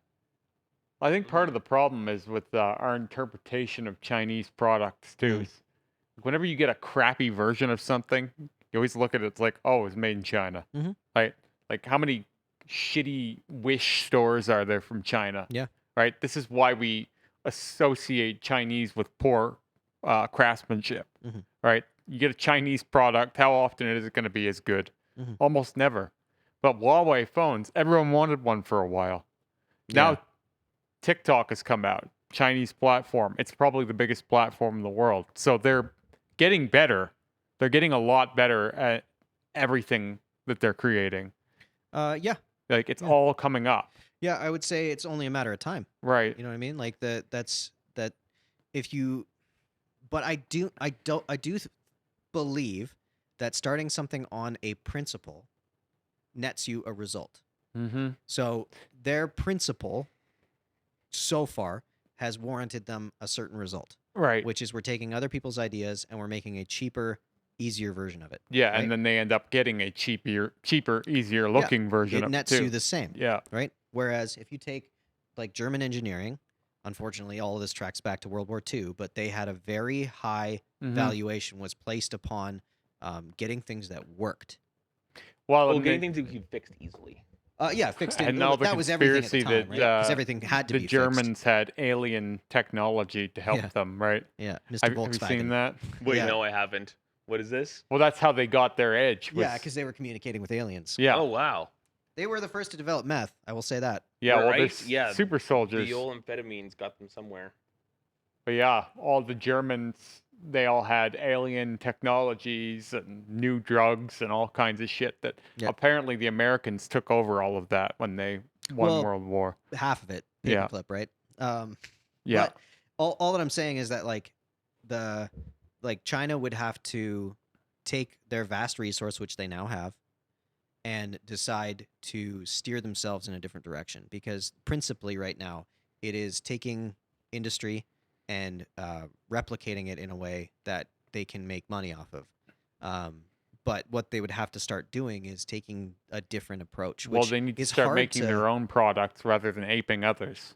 Or if you're gonna, you can do reverse engineering and make a better product. Mm-hmm. But that's a totally different thing again from what has traditionally that they have been built on. And I think that if they can start to see value in that, value past what they've gotten now, we'll start to see that. They'll all of a sudden start to become the, ooh, it's made in China, Yeah. rather than, oh, it's made in China. Oh shit, it's But made in China. Then all of a Yeah. sudden you start sacrificing things, because what ends up happening is you don't just have the cheapest thing, you start paying for things Mm-hmm. that are better. You start paying to have better manufacturing facilities. You start paying for better people to come and work. You start paying for better designs, better patents. Right. You start honoring patents. You start valuing whether or not your product gets All of knocked a sudden, off. it's not the because- cheapest shit you can get Yeah. anymore. Yeah, because all of a sudden you have value that you're putting out there into the world, and you can't let it get knocked off. So now all of a sudden it's like, are they going to start playing the rest of the world game of like quality of product and all of those things? Or do they keep going the route that they're currently on, which is this kind of like, we can make as much money off of the rest of the world as we possibly can? And I think that is going to be a hard ship to steer. Yeah. Like, they would have to really see return, Yeah, I know. It's profit incentivized, because right? they're making money at all points right now. Yeah. Because they are building Oh yeah. the components of this thing. They're getting their money off of this, and then they're doing the other thing. Mhm. So that would be a hard gift horse to put down, in my Yep. opinion, Oh yeah. which would make it so all of a sudden China kind of stays in that lane a little bit more. Mm-hmm. Because But see, as their quality of life goes up, they need to switch to a model where they're distributing their own product. Because if they want to increase their wages and the lifestyles of their Mhm. employees, communist employees, Yeah. they need to have their own product. Like we can't, we're not going to continue manufacturing over there if we have to pay their employees $8 an hour. Yeah. That's not going to fly for us. We'll pay our own employees $16 an hour. Or it'll go to India. Or it'll go to Indonesia. Exactly. It'll go to Azerbaijan. And It'll go- And China again has all the experts and all the doctors in these fields to understand exactly how to cover these blind spots. Mm. So they're going to start manufacturing their own brands, and that's going to keep them rolling as other big brands fall off from their table more. Again, that's It's already started. How?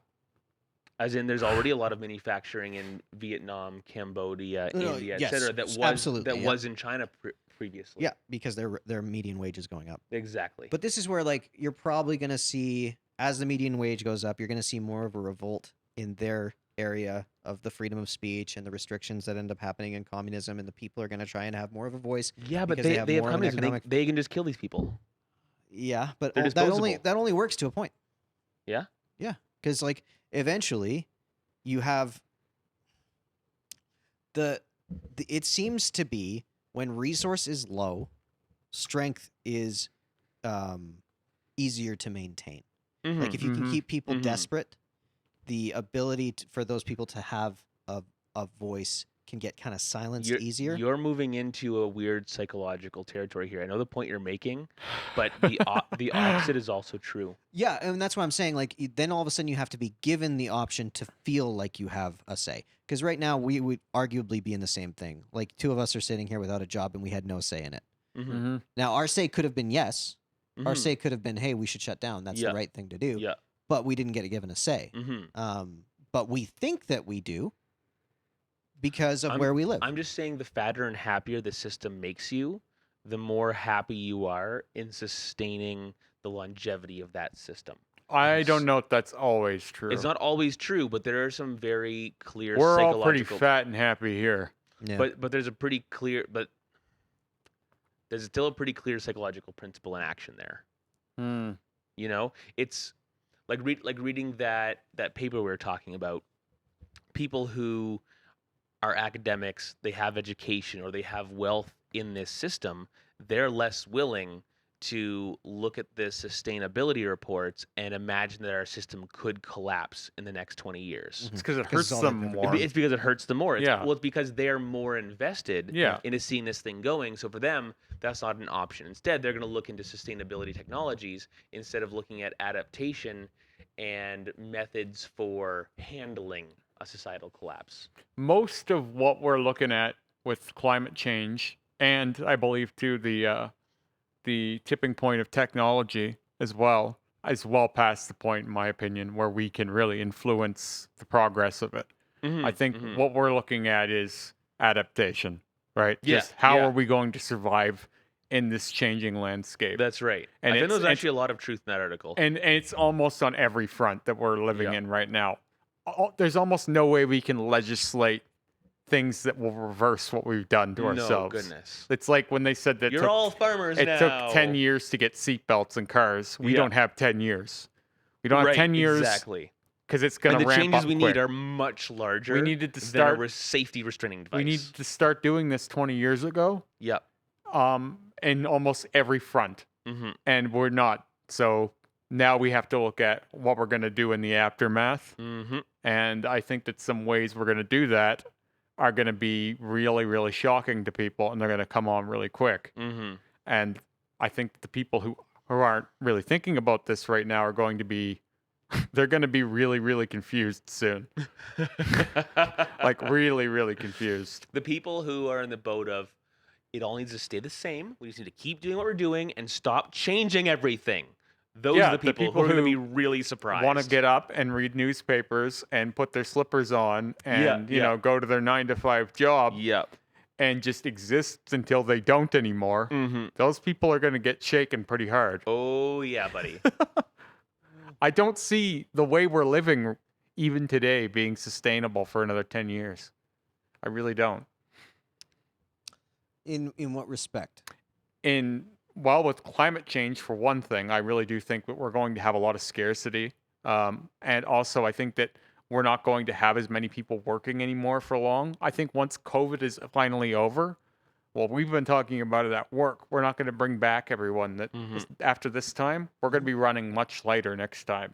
So a lot of people aren't going to be going back You'll be to building work. kitchen robots instead. Well, we'll just work. I don't think as many people are going to eat out as much as they used to. True. Yeah, I would think agree. after a year off of these habits, I already didn't. but like And a now, lot like, of it doesn't people even- It doesn't did. even occur to my head. Well, what I'm saying isn't- is when that's- you take people out of these habits for a year, they get out of the swing of doing that, and then they don't get back into the swing, Mm-hmm. right? So we've changed people's habits a lot. So we're going to have less people being employed in service industries, I think. But then where are we going to put those people? New industry. That's where it always ends up. This is what I'm saying. Things are going to change. Yeah. Things are going to change a lot, and people don't think they are. Every vagrant and homeless person in our city can have someone employed just to follow them around and be like, you don't need that. You can make a different Whew. choice. What like Yeah. we're just printing money at this point. Just yeah. here you go, here's some cash. Go do something useless. Go stand by a door at Walmart and greet people. Go be in the cage at Walmart and scream, "Let me out." Right? Wow, what? There's a person in a cage at Walmart. Yeah, taking donations. Yeah, taking donations. Like this is their They're job. just in a jail cell and they have to meet a certain amount of Let me It's all out just of a here. show thing, right? Like you donate your time and then you're trying to rile people up to donate, and then once you hit a certain number, you're out of the cage. And what, you're donating to a charity or something. It's make work. That's all it is. I love it. This is all we're gonna have. I love it. It's so absurd that I can't not enjoy the chaos that is apparent in this nonsense. You tell me one meaningful way society isn't going to change, whether it likes it or not. Oh, Look at how goodness. much we changed in a year. I'm mostly just happy that you have an even more negative forecast than I do. I'm so excited. course by I this. do. I'm so stoked. Man, I never thought I'd be the optimist in this thing, like at all. But This I is tend why to I've lean been- more optimistic This on is these things. Part I of don't know why I've been so Well, no, we need you here to temper us. interested Where, in where would this go if we were having this conversation creating, and you were on the same page? something Yeah. outside Maybe of a runaway my train. It's miserable. something outside of my physical form. Yeah. And an online identity that won't crash with the rest of my life potentially. Yeah. that's separate from this. You Mhm. build in this sense, I'm building something that will sustain whether or not my job does. And eventually, I believe that what we build online is going to be incentivized monetarily. Mhm. Because as you keep saying, new industry, Mhm. we're creating entertainment online. And when Or- everyone's locked up in their houses, Or is it the opposite? When everyone starts creating content, the value goes lower and lower it does, and lower. but that's why you get in early. Like you always say, you got in when it was easier to grow. Which is only partially true. I got in when it was easier to grow than it is now. And your brand is 1,000 times more unique than mine. Well, but the point is that the bigger you get now before all of this gets more serious, the more memorable you get now, Mm-hmm. the more likely it is that when this becomes a real deal, and I really do think it will, you're going to have a head start, right? So the people who are already in that space are Mhm. going to be a foot ahead. Yeah. And I do think that most of the new industry is going to be online. Mhm. So It already is. mhm, It's absurd. you're good. Well, I mean, I just think that it's going to change, but in much like I tend to try and be a little bit less. I think for most, like, not that it doesn't have the possibility to go horribly, horribly wrong, but I look at this and I kind of go, what people thought when the conversation started about legalizing weed, or what people thought when with the conversation, like, because you get to that type of mentality, that Mhm. fear-driven mentality of like the worst is going to come. Right. Right. You're almost never rewarded with that. And I do say rewarded because it does seem like people's intuitions want to be rewarded. You have caught me with this viewpoint a couple of times. There's been a couple of times where it's like, bah, but overpopulation, blah, blah, blah, blah, blah. And Yeah. you turn around and gone, that's not a productive viewpoint. Yeah, it just because, keeps you there. Because the viewpoint that I was expressing at the time was one of, no, it's too late. It's already hopeless. Yeah. And your comeback was kind of like, okay.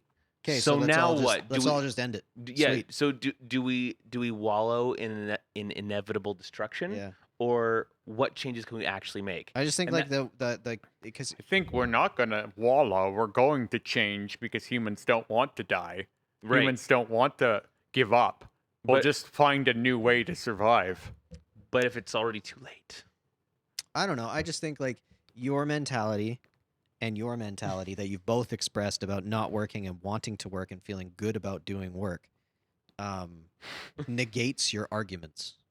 Because Well- like there are a good amount of people out there that are all No, in a similar boat. But our of, like- arguments in this case are that it's too late and society could perhaps collapse due to food chain, water supply, Yep. etc. shortages. Yeah, except for the fact that when you're faced with difficult times, new industries come along to you get your buoy and slats that go, oh man, there's just plastic in the ocean. Why don't we just try and get all that plastic out of the ocean? You'll But have I'll those try and people, think of but a way to do it. But I what if it's the almost same think thing that with- but what I if believe in like a 40%? futuristic scenario where we almost don't need to care about our physical bodies anymore, and we're just sustaining and living in an online world where we don't have to worry about the devastation we've caused to the planet. we just Yeah, have that's a an- we just that's have a an main option, too. line of I really do canola think oil that's- flowing into Yeah. our bloodstream. Yeah, we'll Pretty just have a much. calorie syrup. Like it sounds really sci-fi, but then again, what we're living in today would have seemed sci-fi to us even when we were kids. Yeah.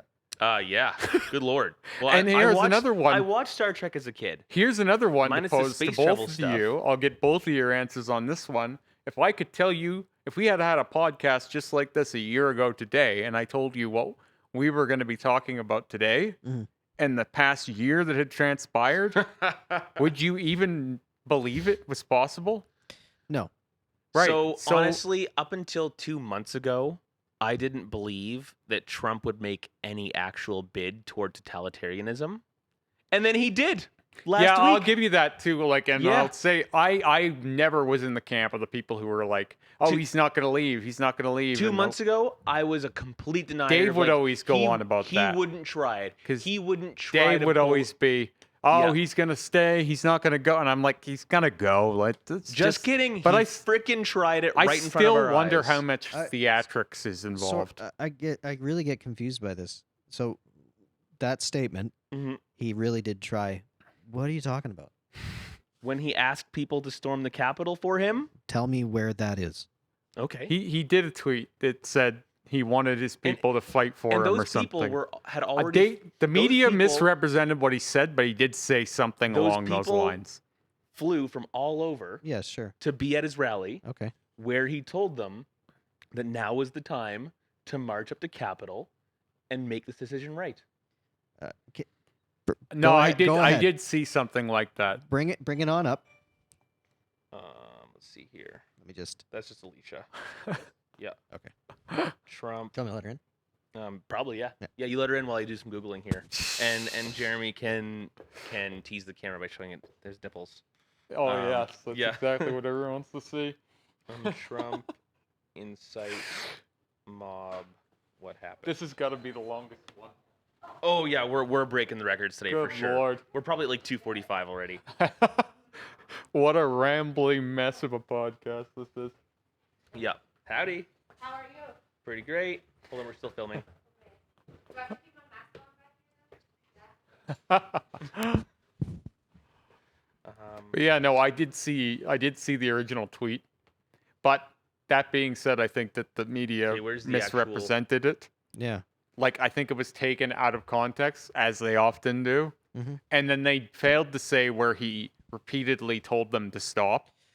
Well, yeah. This is where, like, because you're saying things that are easy criminal cases to win, which, like, if he did this, if he did We're what going you to walk down to the Capitol and we're going to cheer on our brave senators and congressmen and women.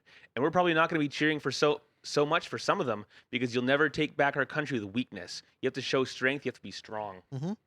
Yeah, none of that is a call to arms. None of that is a storm the Capitol. All of that is protest. But it can be viewed through that lens if the media would like to. But what I'm saying is, you're talking about a statement, like in saying that he tried sedition. Sedition is a crime. Easily. Like, and that's what people that stormed the Capitol, they're getting charged with sedition. Yes. So if you're saying that he incited sedition through a tweet, No. So it's not one statement. He built an entire atmosphere that built up to this moment. That statement on its own is not incriminating.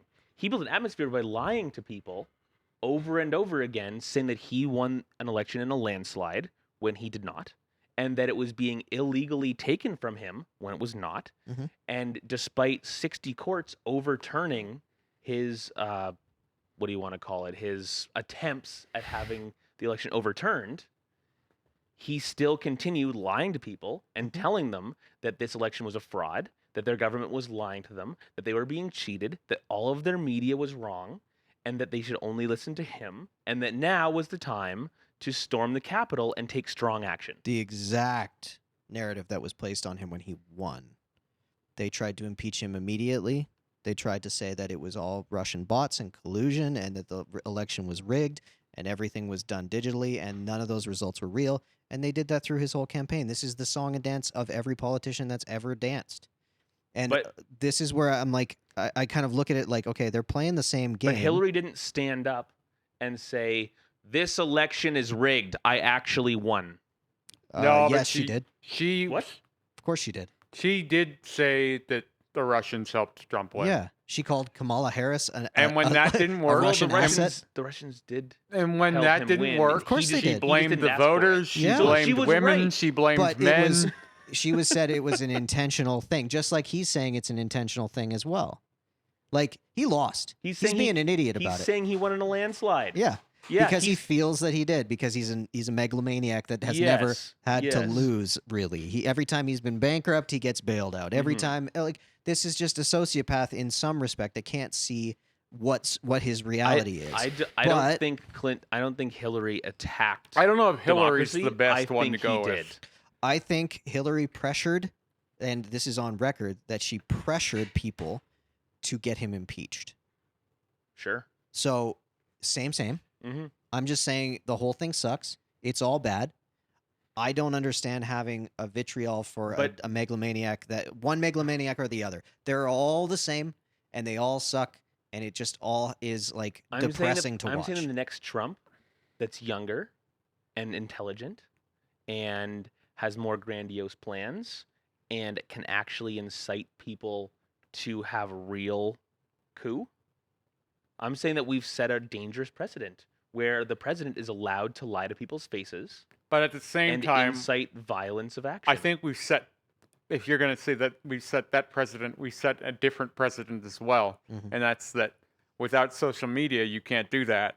And the minute that someone starts doing those sorts of things, they'll be taken down. I hope so. But that being said, that's a slippery slope, It is a slippery slope. and that those guidelines can change. But should someone that influential, involved in government, someone who is involved in national security, should they be allowed to spread dishonesty and distruth? Understand that without social media, Trump probably wouldn't have become president. Most of his marketing was online and free. Mm-hmm. Everybody super low was, budget. yeah. It was almost all social media moving. It was like a tenth of Hillary's. Okay, I have a question. Do you think that this goes into a giant election reform thing? Do you think they should be allowed to advertise on social media? Could we level the playing field? Could we say, okay, so only the uber rich can get in here? How would instead these are the resources, these are the equal allocation of resources you can use to advertise and run a campaign? I think you'd have cheating anyway. They removed that stuff when they became like the whole thing of this comes back to the corporation can be a voice, a political Yeah. voice, right? Like the corporation has a humanity or whatever they want to call it. Yeah. But there's a lot of things that need to get addressed in this. The idea of running for a candidate and not a political party is insane. Of course it is. Like that's one of those things where it's like I almost feel like you should always be putting party first and then like let's elect a representative. Except in this case, because in this case, even if I had, if first of all, if I was an American Mhm. and I had GOP values, Mhm. oh wait, GOP is already the left, isn't it? If I was American and I had right values, Mhm. in this case, if Trump is running this crap, I'm still voting left because Well, a lot of people that did. person is A lot of is people who voted terrifying. for Trump weren't necessarily right-wing voters. That's what I was gonna say. This Which is is- where I don't this think is where right-wing- Trump ran on the right wing, but he was not actually Mhm. necessarily a conservative. I think like if you were a conservative person in that conservative party, because again I watched that convention, they're insane. Mhm. So if you were to look at it just on the Republican Party alone, Republicans don't win that race. If they didn't have Trump, they don't win. No. Because that party is not No, where conservative the world values is right are now. Right. very dated. But Right. that's why I'm saying it's dangerous when you just have a person as the representative because that doesn't force the party to change. Because if your party wants to get successful, it needs to align itself with the way that world is operating. Whereas way actually the most party peop- had to pretend to be more Trump-like. Yeah. Yeah. Yeah, that's really what it is. Mhm. Like the religious people had to get behind him saying that he's a religious person Yeah. because otherwise all the And religious he people had aren't to going to do do it. certain favors in order Yeah. for that to Yeah. happen. Like he had to pretend he was deeply religious. Yeah. Imagine was if a political hilarious. party started to reflect the feelings and values Of the people? of the Oh my country. God, that sounds Wouldn't that be that remarkable? sounds fucking miraculous. They're so removed from people, though. How Yeah. could they do that? Well, they don't. Yeah, they just don't. They don't. Like I mean, you see that in every single party ever Mhm. Yeah. that we've And gotten. they're given. not about to start. Although, like, there's some examples across the planet that's a little bit more reasonable, but we're not there yet currently, and it's Nah, we sure sad. aren't. It's Mm. real sad. There's a lot of sadness going around. Yeah, this is like a downer. Remember back in the days when we didn't talk politics in the Ugh, podcast? yeah, but that's When was that? yeah. I What day got was into that? it pretty quick. Don't even day remember was that. that? No, dude. I think like the first 5 episodes we kept all tattoo Yeah. no, and it was. stuff. It wasn't until probably our 4th or 5th podcast, the three of us, before I remember standing there in the morning. It was pitch black outside. And I was like, we should talk politics today. Because we were already like shooting the shit about politics while we were making coffee, getting ready for the podcast. And then we brought it up like half an hour politics in the first one. I think the danger with it though is that everyone's talking about politics. Well, that's why we save it for the last hour Yeah. of a 3-hour podcast. See who's actually listening at this so we point. get the That's right. saturation. Well, there's no one listening to this. Yeah, that's I mean, fair. Rowan might. She's into all Not this this crap. far in. Yeah. What is this? 3 hours? Somewhere in there. Yeah. We're probably pushing 3 hours. Hopefully everything's Someone's still laying recording. on their couch, passed out with a bag of chips tipped up on them. They wake up and we're still on. Jesus, these guys haven't shut up yet. Yeah. Okay, let's I guess we're calling it then.